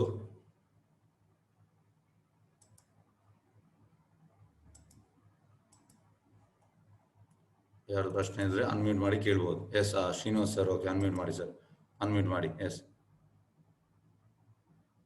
ಅನ್ಮ್ಯೂಟ್ ಮಾಡ್ಬೋದು ಸರ್. ಒಂದು ನಿಮಿಷ, ಅನ್ಮ್ಯೂಟ್ ಆಗಲಿಲ್ಲ, ಅನ್ಮ್ಯೂಟ್ ಮಾಡಿ ಸರ್. ಎಸ್, ಹೀಗಾಗಿದೆ. ಗುರುಜಿ, ಹಾ. ಈಗ ನೀರು ಎಷ್ಟು ಕುಡಿಬೇಕು, ಯಾವಾಗ ಕುಡಿಬೇಕು ಅನ್ನೋದೇನಾದ್ರೂ ನಮ್ಗೆ ತಿಳಿಸ್ಕೊಡಕ್ಕಾಗತ್ತಾ? ನೀರು ಜಾಸ್ತಿ ಕುಡಿದ್ರೆ ತುಂಬಾ ಒಳ್ಳೇದು. ಬೆಳಿಗ್ಗೆ ಎದ್ದ ಕೂಡಲೇ ಅಂದ್ರೆ ಆಚಾರ್ಯ ಹೇಳ್ತಾರೆ, ಈಗ ಜನರೆಲ್ಲ ಬ್ರಷ್ ಮಾಡದೆ ಕುಡಿತಾರೆ, ಅದು ಸರಿಯಲ್ಲ ಹೇಳ್ತಾರೆ ಆಚಾರ್ಯರು. ಬ್ರಷ್ ಮಾಡಿ ಮತ್ತೆ ನಾವು ಕುಡಿಬೇಕಂತೆ. ಮತ್ತೆ ಎಷ್ಟು ಜಾಸ್ತಿ ಕುಡ್ತೇವೋ ಅಷ್ಟು ಒಳ್ಳೇದು ನೀರು. ಎಷ್ಟು ಜಾಸ್ತಿ ಅಂದ್ರೆ ಎಷ್ಟು ಕುಡಿಬೇಕು? ಜಾಸ್ತಿ ಅಂದ್ರೆ ಒಂದು ಮಿನಿಮಮ್ 2 ಲೀಟರ್ಸ್, ಅಂದ್ರೆ 2 ಲೀಟರ್ ದಿವಸದಲ್ಲಿ. ಬಟ್ ಯಾವ ಸಮಯದಲ್ಲಿ ಕುಡಿಬೇಕು? ಬೆಳಗ್ಗೆನೆ ಒಟ್ಟಿಗೆ 2 ಲೀಟರ್ ಕುಡಿಬೋದಾ? ಅಲ್ಲ, ಅದು ಕುಡಿಬಹುದು. ಆದ್ರೆ ಹೇಗಂದ್ರೆ ಆಚಾರ್ಯ ಹೇಳೋದಂದ್ರೆ ಊಟದ್ದು ಒಂದು ಅರ್ಧ ಗಂಟೆ ಮುಂಚೆ ಕುಡಿಬೇಕು, ಮತ್ತೆ ಊಟ ಆದ್ಮೇಲೆ ಅರ್ಧ ಗಂಟೆ ನಂತರ, ಆ ತರ. ಯಾಕಂದ್ರೆ ಪ್ರಾಪರ್ ಆಗಿ ಡೈಜೆಷನ್ ಆಗ್ತದೆ. ನೀರು ಕುಡಿಯುವಾಗ ಯಾವಾಗಲೂ ಇಮಿಡಿಯೇಟ್, ಈಗ ಎಂತ ಆಗಿದೆ ಜನರಿಗೆಲ್ಲ ಊಟ ಆಗುವಾಗ ನೀರು ಬೇಕಲ್ಲ, ಅದು ಇದ್ರೆ ಸರಿಯಲ್ಲ ಅಂತ ಹೇಳ್ತಾರೆ. ಯಾಕಂದ್ರೆ ಪ್ರಾಪರ್ ಡೈಜೆಷನ್ ಆಗುದಿಲ್ಲ. ಊಟದ ಮುಂಚೆ, ಊಟ ಅಂದ್ರೆ ಅರ್ಧ ಗಂಟೆ ನಂತರ ಇಲ್ಲ ಅರ್ಧ ಗಂಟೆ ಮುಂಚೆ. ಬೆಳಗ್ಗೆ ಎದ್ದ ತಕ್ಷಣ 1 ಲೀಟರ್ ಕುಡಿಬೋದಾ? ಕುಡಿಬಹುದು. ಮಧ್ಯಾಹ್ನ ಊಟ ಮುಂಚೆ ಅರ್ಧ ಲೀಟರ್, ಊಟ ಆದ್ಮೇಲೆ ಅರ್ಧ ಲೀಟರ್, 2 ಲೀಟರ್ ಅಡ್ಜಸ್ಟ್ ಆಗುತ್ತಲ್ಲ? ಅಲ್ಲ, ಎಷ್ಟು ಕೂಡ ಕುಡಿಬಹುದು ನೀರು. ಅಂದ್ರೆ ನೀರು ಕುಡಿದ್ರೆ ಅದು ಎಂತಂದ್ರೆ ಹೊರಗೆ ಬರ್ತಾ ಇರ್ತದೆ. ಎಷ್ಟು ಕುಡಿತೀರಿ ನೀವು ಮನೆಯಲ್ಲೇ ಇದ್ರೆ ಆಗ ನೀವು ಕುಡಿತಾ ಇರ್ಬೋದು. ಈಗ ಹೇಗಾಗ್ತದೆ ಅಂದ್ರೆ ಕೆಲವರೆಲ್ಲ ಹೊರಗೆಲ್ಲ ಹೋಗ್ತಾರೆ, ಆಗ ಅವರು ಸ್ವಲ್ಪ ಕಡಿಮೆ ಕುಡಿ. ಯಾಕಂದ್ರೆ ಕುಡ್ದ ಕೂಡಲೇ ಅದು ಮತ್ತೆ ನಮ್ಗೆ ಇದೆಂತ ಹೇಳುದು, ಮೂತ್ರ ಬರ್ತದಲ್ಲ, ಹಾಗಾಗಿ ಕೆಲವರಿಗೆಲ್ಲ ಅದು ಇದಾಗ್ತದೆ. ಅದಕ್ಕೂ ಅವರು ಸ್ವಲ್ಪ ಕಡಿಮೆ ಕುಡ್ತಾರೆ. ಆದ್ರೆ ನೀರು ಕುಡಿದ್ರೆ ಏನು ಪ್ರಾಬ್ಲಮ್ ಇಲ್ಲ. ಇಲ್ಲ, ಕುಡಿದೇನೆ ಇದ್ರೆ ಏನಾಗುತ್ತೆ?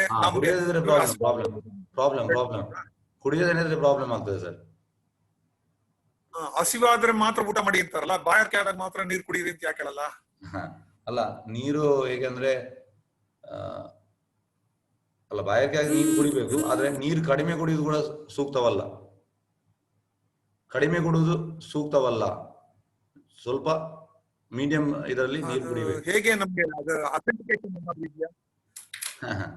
ಅದ್ರದ್ದು ಅಷ್ಟು ಡೀಟೇಲ್ ಇಲ್ಲ ಸರ್. ಆದ್ರೆ ನೀರು ಕುಡಿಬೇಕು. ಕರೆಕ್ಟ್ ಗುರುಜಿ. ಇವಾಗ ಎಷ್ಟು ಪ್ರಮಾಣ ನೀರು ಕುಡಿಬೇಕು? 3 ಲೀಟರ್ ಕುಡಿಬೇಕಾ ಅಥವಾ 4 ಲೀಟರ್ ಕುಡಿಬೇಕಾ, 5 ಲೀಟರ್ ಕುಡಿಬೇಕಾ ಅನ್ನೋದು ಬರುತ್ತಲ್ಲ. ಮಿನಿಮಮ್ 2 ಕುಡಿಯಿರಿ. ಮತ್ತೆ ಜಾಸ್ತಿ ನೋಡಿ ನಿಮ್ಗೆ ಎಷ್ಟಾಗ್ತದೆ ನಿಮ್ಮ ದೇಹಕ್ಕೆ ಅಷ್ಟು ಕುಡಿಯಿರಿ. ನೀವು ಮಿನಿಮಮ್ 2 ಕುಡಿಯಿರಿ. ಮಿನಿಮಮ್ 2. ಓಕೆ. ಮತ್ತೆ ನಿಮ್ಗೆ ಎಷ್ಟು ಜಾಸ್ತಿ ಆಗ್ತದೆ ಅಷ್ಟು ಕುಡಿಯಿರಿ. ಮಿನಿಮಮ್ 2 ಕುಡಿಯಿರಿ. ಮತ್ತೆ ನಿಮ್ಗೆ ನಿಮ್ಮ ಬಾಡಿ ಎಷ್ಟು ತಗೊಳ್ತದೆ ಅಷ್ಟು ನೀವು ಕುಡಿಬಹುದು. ಮಿನಿಮಮ್ 2. ಬಾಡಿ 3 ತಗೊಂಡ್ರೆ 3 ತಗೊಳ್ಬೋದು. ಕುಡಿಬಹುದು. ಅಲ್ಲ, ಜಾಸ್ತಿ ಅಂದ್ರೆ ಇವಾಗ 4 ಕುಡಿಬೋದಾ? 4 ಕುಡಿಬಹುದು. ಆದ್ರೆ 4 ಎಲ್ಲ ವೆರಿ ರೇರ್. ಜನ ಅಷ್ಟು 4, 5 ಎಲ್ಲ ಕುಡಿಯುವುದಿಲ್ಲ. ಅಂದ್ರೆ ಕುಡಿಬಹುದು ಎಲ್ಲ. ಇವರೆಲ್ಲ ಕುಡಿತಾರೆ. ಯಾರು ನಮ್ಮ ಬಾಡಿ ಬಿಲ್ಡರ್ ನವರೆಲ್ಲ 5 ಎಲ್ಲ. ಮತ್ತೆ ಅವ್ರು ಅಷ್ಟೇ ವರ್ಕೌಟ್ ಮಾಡ್ತಾರೆ. ಬಾಡಿ ಬಿಲ್ಡರ್ ನವರೆಲ್ಲ ಅವ್ರು ಅಷ್ಟೇ ವರ್ಕೌಟ್ ಮಾಡ್ತಾರೆ. Too much is too bad. ಅಂದ್ರೆ ನೀವು ಇದಕ್ಕೆ ನೀವು ಎಂತ ಅಂದ್ರೆ ನೀರು ಕುಡಿಯುವುದು ನೀವೊಂದು ಡಾಕ್ಟರ್ ಹತ್ರ ಕೇಳಿ ಸರ್. ಯಾಕಂದ್ರೆ ನಿಮ್ಗೆ ಏಜ್ ಆಗಿದೆ ಅಲ್ಲ. ಏಜ್ ಆದ ಕಾರಣ ನೀವು ಟೂ ಮಚ್ ಆದ್ರೆ ನಿಮ್ಗೆ ಅದು ಬಾಡಿಯಲ್ಲಿ ಎಂತ ಅಂದ್ರೆ ನೋಡಿ, ಈ ಬಾಡಿ ಬಿಲ್ಡರ್ನವರು ತುಂಬಾ ಜಾಸ್ತಿ ಕುಡಿತಾರೆ. ಅವ್ರು ಅಷ್ಟೇ ವರ್ಕೌಟ್ ಮಾಡ್ತಾರೆ. ಹಾಗಾಗಿ ನಮ್ಗೆ ಪ್ರಾಯ ಆಗಿ ನಮ್ಗೆ ವರ್ಕೌಟ್ ಮಾಡ್ಲಿಕ್ಕೆಲ್ಲ ಆಗುದಿಲ್ಲ. ಹಾಗಾಗಿ ಅಷ್ಟು ಕುಡಿಯುವುದು ಸೂಕ್ತವಲ್ಲ ಅಂತ ನನಗೆ ಅನಿಸ್ತದೆ. ನಾನು ಇವಾಗ 2.5 ಲೀಟರ್ ಕುಡಿತಾ ಇದ್ದೀನಿ. ಎಸ್, ಅಷ್ಟನ್ನೇ ಇಡಿ ಸರ್, ಅಷ್ಟನ್ನೇ ಇಡಿ. ನಾವು ತುಂಬಾ ವರ್ಷದಿಂದ ಅದು ಫಾಲೋ ಮಾಡ್ತಿದ್ದೀರಲ್ಲ, ತುಂಬಾ ವರ್ಷದಿಂದ ಅಷ್ಟು ಕುಡಿತಾ ಇದ್ದೀರಾ? ಕುಡಿತಾ ಇದ್ದೀನಿ. ಅದನ್ನ ಹಾಗೆ ಅಷ್ಟೇ ಕಂಟಿನ್ಯೂ ಮಾಡಿ, ಏನು ಪ್ರಾಬ್ಲಮ್ ಇಲ್ಲ. ಕೆಲವರು ಹೇಳ್ತಾರೆ 20 kg ದೇಹದ ತೂಕಕ್ಕೆ 1 kg 1 ಲೀಟರ್ ನೀರು ಕುಡಿಬೇಕು.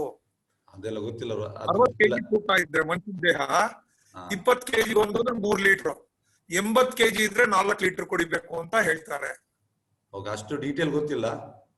ಅದು ಡಾಕ್ಟರ್ನವ್ರಿಗೆ ಗೊತ್ತಿರ್ಬೋದು. ಯಾಕಂದ್ರೆ ನಾನು ಡಾಕ್ಟರ್ ಅಲ್ಲ. ಅದು ಕೂಡ ನಮ್ಮ ಆಚಾರ್ಯರು ಕೆಲವೊಮ್ಮೆಲ್ಲ ಹೇಳಿದೆಲ್ಲ ನಾನು ಹೇಳ್ತಾ ಇದ್ದೇನೆ ಅಷ್ಟೇ. ಆಚಾರ್ಯರ ಹತ್ರ ತಿಳ್ಕೊಬೋದಾ ನೀವು ನಮ್ಗೆ ಹೇಳಕ್ಕೆ? ಅಲ್ಲ, ಆಚಾರ್ಯ ಅಂದ್ರೆ ಪ್ರಭುಪಾದ ಕ್ಲಾಸ್ ಅಲ್ಲೆಲ್ಲ ಹೇಳುವಾಗ ಅಂದ್ರೆ ಹಾಗೆಲ್ಲ ಸರ್, ಹೇಗೆ ಅಂದ್ರೆ ನೀರು ನಮಗೆ ಅಷ್ಟು ಡೀಟೇಲ್ ಆಗಿ ಕೊಡ್ಲಿಲ್ಲ ಎಲ್ಲಿ ಕೂಡ ನಮ್ಗೆ. Yes. ನಾನು ಇದು ಆರೋಗ್ಯದ ವಿಚಾರ ಬಂದಾಗ ಹಾ ಕೇಳ್ಬೇಕು ಅನ್ನಿಸ್ತು, ಅದಕ್ಕೋಸ್ಕರ Okay. ಕೇಳಿದೆ ಸರ್. ಅಲ್ಲ, ನೀವು ಅದೇ 2.5 ಲೀಟರ್ ಕಂಟಿನ್ಯೂ ಮಾಡಿ ಸರ್, ಚಿಂತೆ ಇಲ್ಲ. ನೀವು ಅದನ್ನೇ ಮಾಡ್ತಾ ಇದ್ದೀರಲ್ಲ, ಅಷ್ಟು ಕಂಟಿನ್ಯೂ ಮಾಡಿ. ಎಸ್, ಧನ್ಯವಾದಗಳು. ಧನ್ಯವಾದಗಳು. ಧನ್ಯವಾದ. ಓಕೆ, ಬೇರೆ ಯಾರ್ದು ಪ್ರಶ್ನೆ ಉಂಟಾ? ರಿತೇಶ್ ಸರ್, ನಿಮ್ಮ ಪ್ರಶ್ನೆ ಕೇಳಿ. ಯಾರ್ದು ಪ್ರಶ್ನೆ ಕಾಣುದಿಲ್ಲ. ಎಸ್ ಸರ್, ರಿತೇಶ್ ಅನ್ಮ್ಯೂಟ್ ಮಾಡಿ ಪ್ರಶ್ನೆ ಕೇಳ್ಬೋದು. ಓಕೆ, ಕೇಳಿಸ್ತಾ ಇದ್ದ? ಕೇಳಿಸ್ತಾ ಉಂಟು. ಓಕೆ, ಗುರುಗಳೇ, ಆಕ್ಚುಲಿ ನಾನು ದೇವ್ರ ಪೂಜೆ ಅದು ಇದೆಲ್ಲ ಮಾಡ್ತಾ ಇರ್ತೇನೆ. ಇನ್ನೊಬ್ರಿಗೂ ಹೇಳ್ತಾ ಇರ್ತೇನೆ, ನೀವು ದೇವ್ರದ್ದು ಭಕ್ತಿ ಇನ್ನು ಮಾಡ್ಬೇಕು, ಒಳ್ಳೇದು ಹಂಗೆ ಹಿಂಗೆ ಅಂತ. ಸೊ ಆಲ್ ಆಫ್ ಸಡನ್ ಒಂದು ಎಲ್ಲಾ ಟೈಮಲ್ಲೂ ಇನ್ಸಿಡೆಂಟ್ ಆಗ್ತಾ ಇರುತ್ತೆ. ಒಂದು ಇನ್ಸಿಡೆಂಟ್ ಆಯ್ತು. ಓಕೆ, ಒಂದು ಹೈದರಾಬಾದ್ ಅಲ್ಲಿ ಒಂದು ಲೇಡಿ ಡಾಕ್ಟರ್, ಅಂದ್ರೆ ಅವರು ವೆಟರ್ನರಿಯನ್ ಅಂತ, ಅವ್ರದ್ದೊಂದು ಅಂದ್ರೆ ಒಂದು ರೇಪ್ ಮಾಡ್ತಾರೆ, ಆನಂತರ ಅವ್ರನ್ನ ಕೊಂದು ಬಿಡ್ತಾರೆ. ಓಕೆ, ಹೊತ್ತಿಸಿ ಬಿಡ್ತಾರೆ. ಇದು ಎಲ್ಲರಿಗೂ ಗೊತ್ತಿದೆ ಇದು. ಆಗ ನನ್ನ ಹತ್ರ ಇವಾಗ ಕೇಳ್ದ, ನಿನ್ ದೇವ್ರು ಯಾಕೆ ಈಗ ಇದ್ ಮಾಡಿಲ್ಲ ಅಂತ, ಕಾಪಾಡ್ಲಿಲ್ಲ, ಅಥವಾ ದೇವ್ರು ಇದ್ರೇನೆ ಇದು ಯಾಕೆ ಅವ್ರದ್ದು ಇದಾಯ್ತು ಅಂತ. ಸೊ ನನ್ಗೆ ಆಕ್ಚುಲಿ ನಾನು ತುಂಬಾ ಇದಾದೆ, ಕನ್ಫ್ಯೂಸ್ ಆಗ್ಬಿಟ್ಟೆ. ಯಾಕೆ ಅಂದ್ರೆ ಈ ಕ್ವಶನ್ ಫಸ್ಟ್ ಆಫ್ ಆಲ್ ಇವ ಯಾಕೆ ಹಿಂಗ್ ಕೇಳ್ದ, ಮತ್ತೆ ನನ್ಗೆ ಹೇಳಕ್ಕೆ ಏನು ಬರ್ಲಿಲ್ಲ. ಅಂದ್ರೆ ಕೆಲವರು ಅಂತಲ್ಲ, ಅಂದ್ರೆ ಈ ಕ್ಲಾಸ್ ಅಲ್ಲೇ ನಾವು ಕೆಲವು ಕೇಳ್ ಬಂದಿದ್ದೇವೆ. ಅಂದ್ರೆ ನಮ್ಮ ಮುಂಚಿನ ಜನ್ಮದ್ದು ಏನ್ ಕರ್ಮ ಇದೆಯಾ, ಅದನ್ನು ನಾವು ಈ ಜನ್ಮದಲ್ಲಿ ಸಪೋಸ್ ಅದು ಫುಲ್ಫಿಲ್ ಆಗಿಲ್ಲ ಅಂತ ಹೇಳಿದ್ರೆ, ಇದು ರೊಟೇಟ್ ಆಗ್ತಾ ಸೈಕಲ್ ಅಲ್ಲಿ ಬರುತ್ತೆ. ಸೊ ಇದು ಒಂದು ಭಾಗ ಆಗಿರುತ್ತೆ ಅಂತ. ಅದು ಅಂದ್ರೆ ಅವ್ರದ್ದು ಈಗ ಯಾರ್ದು ರೇಪ್ ಆಗಿದೆ ಅಥವಾ ಯಾರ್ದು ಅವ್ರನ್ನು ಇದ್ ಮಾಡಿದಾರ, ಅಷ್ಟು ಇದಾಗಿ ಕೊಂದ್ಬಿಟ್ಟಿದಾರ, ಅದು ಅವ್ರದ್ದು ಕರ್ಮ ಇದೆಯಾ ಅಥವಾ ಏನು ಅಂತೇಳಿ ಸ್ವಲ್ಪ ನಮ್ಗೆ ಹೇಳ್ತೀರಾ? ಅಂದ್ರೆ ಇದು ನನ್ ಮೈಂಡಲ್ಲೂ ಅದು ಹಿಂಗೆ ಓಡ್ತಾ ಇದೆ, ಅದಕ್ಕೆ ಆನ್ಸರ್ ಇನ್ನೂ ಸಿಕ್ಕಿಲ್ಲ, ಯಾಕೆ ಅದು ಹಂಗೆ ಹಿಂಗೆ ಅಂತ. ಹೇಗೆ ಅಂದ್ರೆ ನೋಡಿ, ಒಂದು ಕರ್ಮ ಉಂಟು. ಹೇಗೆ ಅಂದ್ರೆ ಈಗ ಯಾರ್ದು ಇದಾಗಿದೆ, ರೇಪ್ ಆಗಿದೆ, ಮತ್ತೆ ಯಾರು ಮಾಡಿದಾನೆ, ಇಬ್ಬರದು ಕೂಡ ಅದು ಕರ್ಮವೇ. ಗೊತ್ತಾಯ್ತಾ? ಯಾಕೆಂದ್ರೆ ಲಾಸ್ಟ್ ಲೈಫ್ ಇರೋದು. ಹೇಗೆ ಅಂದ್ರೆ ಅದು ಬಿಡುವುದಿಲ್ಲ. ಅದಕ್ಕೆ ಆಚಾರ್ಯ ಹೇಳ್ತಾರೆ, ಕೃಷ್ಣ ಪ್ರಜ್ಞೆಗೆ ಬಂದ್ರೆ ಇದೆಲ್ಲವೂ ಅಂದ್ರೆ ಕೃಷ್ಣ ಎಂತ ಮಾಡ್ತಾನೆ, ಎಲ್ಲವನ್ನು ನಲ್ಲಿಫೈ ಮಾಡ್ತಾನೆ. ನಲ್ಲಿಫೈ ಮಾಡುದು ಅಂದ್ರೆ ಕೃಷ್ಣ ಹೇಳುದು, ಸರ್ವಧರ್ಮಾನ್ ಪರಿತ್ಯಜ್ಯ ಮಾಮೇಕಂ ಶರಣಂ ವ್ರಜ. ಯಾವಾಗ ನಾವು ಪೂರ್ತಿ ಪ್ರಮಾಣದಲ್ಲಿ ಶರಣರಾಗ್ತೇವೆ ಕೃಷ್ಣನಿಗೆ, ಆಗ ಕೃಷ್ಣ ನಮ್ಮ ಕರ್ಮವನ್ನು ತುಂಬಾ ಅಂದ್ರೆ ಕರ್ಮವನ್ನು ಸ್ಟಾಪ್ ಮಾಡ್ಲಿಕ್ಕೆ ಆಗುದಿಲ್ಲ, ರೆಡ್ಯೂಸ್ ಮಾಡ್ತಾನೆ, ತುಂಬಾ ರೆಡ್ಯೂಸ್ ಮಾಡ್ತಾನೆ. ಇದು ಎಂತ ಹೇಳುದು, ಈಗ ಅದು ಆದದ್ದು ಅವರ ಪ್ರೀವಿಯಸ್ ಲೈಫಲ್ಲಿ ಅಷ್ಟೇ, ಇಬ್ಬರು ಕೂಡ ಹಾಗೆ ಮಾಡಿರ್ಬೇಕು. ಯಾಕಂದ್ರೆ ಮತ್ತೆ ಅವರಿಗೆ ಸಿಗ್ತದೆ, ಅದು ಎಲ್ಲಿ ಹೋಗುದಿಲ್ಲ, ನೆಕ್ಸ್ಟ್ ಅವರಿಗೆ ಸಿಗ್ತದೆ. ಮಾಡಿದ್ದು ನಾವು ಅನುಭವಿಸಲೇಬೇಕು, ತಲೆಗೆ ನೀರು ಹಾಕಿದ್ದು ಕೆಳಗೆ ಇಳಿಲೇಬೇಕು. ಎಸ್, ಈಗ ನಮ್ಗೆ ಎಂತ ಆಗ್ತದೆ ಅಂದ್ರೆ ಈ ಮೂಮೆಂಟ್ ಅಲ್ಲಿ ದೇವರಿಲ್ಲ, ಅಲ್ಲ ದೇವರಿದ್ದಾರೆ, ಆದ್ರೆ ಅವೊಂದು ಕೂಡ ಪ್ರೀವಿಯಸ್ ಲೈಫ್ ಅಲ್ಲಿ ಅಷ್ಟು ಅವೊಂದು ಇದಾಗಿದೆ. ಸೊ ಅಂದ್ರೆ ಇನ್ನೊಂದು ಇದು ಎಕ್ಸಾಂಪಲ್ ಕೋಟ್ ಮಾಡ್ಬೇಕು ಅಂದ್ರೆ, ಒಂದು ಗಂಡ ಹೆಂಡತಿ ಇದ್ದಾರೆ. ಓಕೆ, ಸೊ ಆಕ್ಚುಲಿ ಗಂಡ ಹೆಂಡತಿನೇ ಬಿಟ್ಬಿಡಿ, ಅಂದ್ರೆ ನನ್ ಲೈಫ್ ಹೇಳ್ತೇನೆ. ನನ್ ಪೇರೆಂಟ್ಸ್ ಇದ್ದಾರೆ, ನನ್ನ ಅಪ್ಪ ಅಮ್ಮ, ಅವ್ರದ್ದು ಅಂದ್ರೆ ಅವ್ರ ಅಷ್ಟು ಗೆಟ್ ಅಲಾಂಗ್ ಆಗ್ತಾ ಇರ್ಲಿಲ್ಲ. ಅಂದ್ರೆ ಫಾದರ್ ತುಂಬಾ ಸ್ಟ್ರಿಕ್ಟ್ ಇದ್ದಾರೆ, ಈಗ್ಲೂ ಅಷ್ಟೇ ತುಂಬಾ ಸ್ಟ್ರಿಕ್ಟ್ ಇದೆ. ನಮ್ಗೆ ಈಗ್ಲೂ ಹೆದರಿಕೆ ಅವ್ರು ಅಂತ ಹೇಳಿದ್ರೆ. ಮತ್ತೆ ತಾಯಿಗೂ ಅಷ್ಟೇ ಹೆದರಿಕೆ. ಅಂದ್ರೆ ಅವರು ಆ ಹೆದರಿಕೆಯಲ್ಲೇ ಅವರು ಏನು ಅಂತ ಹೇಳಿದ್ರೆ, ಆ ಒಂದು ಫ್ರೀಡಮ್ ಇದೆಯಲ್ಲ, ಆ ಇದೊಂದು ಕಳ್ದ್ ಬಿಟ್ಟಿದ್ದಾರೆ ಅಂತ ನನ್ಗನ್ಸುತ್ತೆ. ಅದು ನಾನು ಇದುವರೆಗೆ ಕೇಳಿಲ್ಲ, ಬಹುಶಃ ಎಲ್ಲಾ ಮನೆಯಲ್ಲೂ ಹಿಂಗೆ ಇರುತ್ತೆ. ಆದ್ರೆ ನನ್ ಮನೆ ವಿಷಯ ನಾನ್ ಹೇಳ್ಬೇಕು ಫಸ್ಟ್ಗೆ, ಬೇರೆ ಅವ್ರದ್ದು ಹೇಳೋದಕ್ಕಿಂತ ಮುಂಚೆ. ಸೊ ಅದು ಇರ್ಬೇಕು ಅಂತ ಹೇಳಿದ್ರೆ, ಈ ಇದರಲ್ಲಿ ನಾನು ಏನು ಅಂತ ಹೇಳಿ ಕನ್ಸಿಡರ್ ಮಾಡ್ಬೇಕು. ಅದು ಅಂದ್ರೆ ಅದು ನನ್ನ ತಾಯಿಯದ್ದು ಹಂಗ್ ಕರ್ಮ ಇದೆಯಾ, ಅಥವಾ ನನ್ನ ತಂದೆ ಕೆಲವೊಮ್ಮೆ ಅವ್ರಿಗೆ ಸಿಟ್ಟು ಬರುತ್ತೆ. ಸೊ ಅದಿದ್ಯಾ, ಅದು ಏನು ಅಂತ ಹೇಳಿ ನಂಗೆ ಸ್ವಲ್ಪ ಕ್ಲಾರಿಫೈ ಮಾಡಿ ಕೊಡ್ಬೋದಾ ನಿಮ್ಗೆ? ನೋಡಿ, ಆಚಾರ್ಯ ಹೇಳ್ತಾರೆ, ಅದು ನಿಮ್ಮ ತಂದೆ ತಾಯಿ ಯಾವ್ದುಂಟು ಅದು ಕರೆಕ್ಟ್. ಯಾಕಂದ್ರೆ ಯಾಕೆ ಕರೆಕ್ಟ್ ಹೇಳ್ತಾರೆ ಅಂದ್ರೆ, ಆಚಾರ್ಯ ಹೇಳ್ತಾರೆ, ಹಿಂದಿನ ಕಾಲದಲ್ಲಿ ಈಗ ಮಾತಾಜಿಯವರು ಇದು ಮಾಡುದು ಬೇಡ, ಆದ್ರೆ ಅದು ಹೇಗೆ ಹೇಳಿದೆ ಅಂದ್ರೆ, ಗಂಡ ಎಂತ, ಈಗ ನನ್ನ ತಂದೆ ತಾಯಿ ಕೂಡ ನೀವು ಎಂತ ಹೇಳಿದ್ರಿ, ನನ್ನ ತಾಯಿ ಹಾಗೆ ಅಂದ್ರೆ ಚೂರು ಕೂಡ ಇಂಡಿಪೆಂಡೆನ್ಸ್ ಇಲ್ಲ, ಅಂದ್ರೆ ಪೂರ್ತಿ ತಂದೆ ಹೇಗೆ ಹೇಳಿದ್ದಾರೆ ಹಾಗೆ. ಅದು ಮುಂಚೆ ಅವರೆಲ್ಲ ಆಗಿತ್ತು, ಆಚಾರ್ಯ ಹೇಳ್ತಿದ್ರು ಮುಂಚೆ ಆಗಿತ್ತು. ಆದ್ರೆ ಈಗ ನಾವು ಎಂತಂದ್ರೆ ಪಾಶ್ಚಾತ್ಯ ದೇಶದ್ದು ಫಾಲೋ ಮಾಡ್ತಿದ್ದೇವೆ. ಆದ ಕಾರಣ ಈಗ ಡೈವರ್ಸ್ ಎಲ್ಲ ಆಗ್ತಾ ಉಂಟು. ಡೈವರ್ಸ್ ಆಗುದು ಮೈನ್ ಯಾಕೆ? ಮುಂಚೆ ನೋಡಿ, ಈಗ ನಾನು ನನ್ನ ಲೈಫಲ್ಲಿ ಹೇಳುದು ಬೇಕಿದ್ರೆ, ನನ್ನ ತಂದೆ ತುಂಬಾ ಸತಿ ನಾನು ಸಣ್ಣದಿರುವಾಗ ತಾಯಿಗೆ ಎಂತ ಹೇಳುದು ಬೈದಿದ್ದಾರೆ, ಮತ್ತೆ ಸಿಟ್ಟೆಲ್ಲ ಮಾಡಿದ್ದಾರೆ, ತುಂಬಾ ದಿವಸದಲ್ಲಿ ತುಂಬಾ ಮಾಡ್ತಾರೆ. ಆದ್ರೆ ಈಗ ಅದು ಒಮ್ಮೆ ಬೈದ್ರೆ ಇಮಿಡಿಯೇಟ್ ಸಪರೇಷನ್ ಆಗ್ತದೆ, ಡೈವರ್ಸ್ ಆಗ್ತದೆ. ಹೌದೌದು, ಕರೆಕ್ಟ್. ಆದ್ರೆ ಮುಂಚಿನವರು ಅದು ಆಗ್ಲಿಲ್ಲ. ಆದ್ರೆ ಅಂತದ್ದು ಒಂದು ದಿವಸದಲ್ಲಿ 100 ಸಿಚುವೇಶನ್ ಆದ್ರೂ ಕೂಡ ಅವರು ಸಹಿಸ್ಕೊಂಡು ಹೋಗಿದ್ದಾರೆ. ಆಚಾರ್ಯ ಹೇಳ್ತಾರೆ, ಹಿಂದಿನ ಕಾಲದಲ್ಲಿ ಹಾಗಿತ್ತು, ಅಂದ್ರೆ ಹೆಂಡತಿಯು ಅವಳಿಗೆ ಸಹಿಸುವಂತ ಇದಿತ್ತು. ಈಗ ಎಂತ ಅಂದ್ರೆ ಪಾಶ್ಚಾತ್ಯ ದೇಶದಲ್ಲಿ ಅವರಿಗೆ ಸಹಿಸುವ ಇದಿಲ್ಲ, ನಾವು ಟೋಟಲ್ ಇಂಡಿಪೆಂಡೆಂಟ್ ಆಗೆಲ್ಲ ಹೇಳ್ತಾರೆ. ಹಾಗಾಗಿ ಪ್ರಾಬ್ಲಮ್. ಯಾವಾಗ ಆಚಾರ್ಯ ಹೇಳ್ತಾರೆ, ಗಂಡ ಈಗ ಎಂತ ಹೇಳುದಂದ್ರೆ ನೋಡಿ, ವೀಕ್ನೆಸ್ ಗಂಡನಲ್ಲಿ ಕೂಡ ಇರ್ತದೆ, ಹೆಂಡತಿಯಲ್ಲಿ ಕೂಡ ಇರ್ತದೆ. ಆದ್ರೆ ಹೊಂದಿಕೊಂಡು ಹೋಗುವಂತದ್ದೇ ನಿಜವಾದ ಜೀವನ. ಮತ್ತೆ ಎಂತ ಅಂದ್ರೆ ಹೆಂಡತಿದು ಸ್ಯಾಕ್ರಿಫೈಸ್ ತುಂಬಾ ಇರ್ತದೆ. ಹೆಂಡತಿ ಎಂತ ಮಾಡ್ತಾಳೆ ಅಂದ್ರೆ ಮಕ್ಕಳಿಗೋಸ್ಕರ ಗಂಡ ಹೇಳಿದನ್ನು ಎಲ್ಲವನ್ನು ಸ್ಯಾಕ್ರಿಫೈಸ್ ಮಾಡ್ತಾಳೆ. ಹಾಗಾಗಿ ಆ ಸ್ಯಾಕ್ರಿಫೈಸ್ ಮನೋಭಾವದಿಂದ ನಿಮ್ಮ ತಾಯಿ ಆತರ ಎಂತ ಹೇಳುದು, ತಂದೆ ಎಂತ ಹೇಳಿದ್ರು ಕೂಡ ಅದನ್ನು ಮಾಡಿದ್ದಾರೆ. ಹಾಗಾಗಿ ಅದು ಒಂದು ಒಳ್ಳೆ ಗುಣ ಅಂತೆ ಸ್ತ್ರೀಯಲ್ಲಿರುವಂತದ್ದು. ಅದು ಈಗ ಕಾಲಕ್ರಮೇಣದಲ್ಲಿ ಅದು ಮರೆಯಾಗ್ತಾ ಹೋಗಿದೆ. ಅಷ್ಟೇ.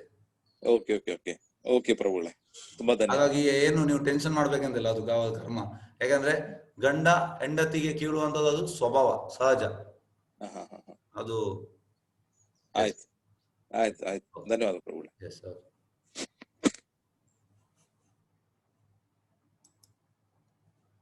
S, okay. ಆಗ ನಾವು ಮುಕ್ತಾಯ ಮಾಡುವ. ಒಂದು ನಿಮಿಷ.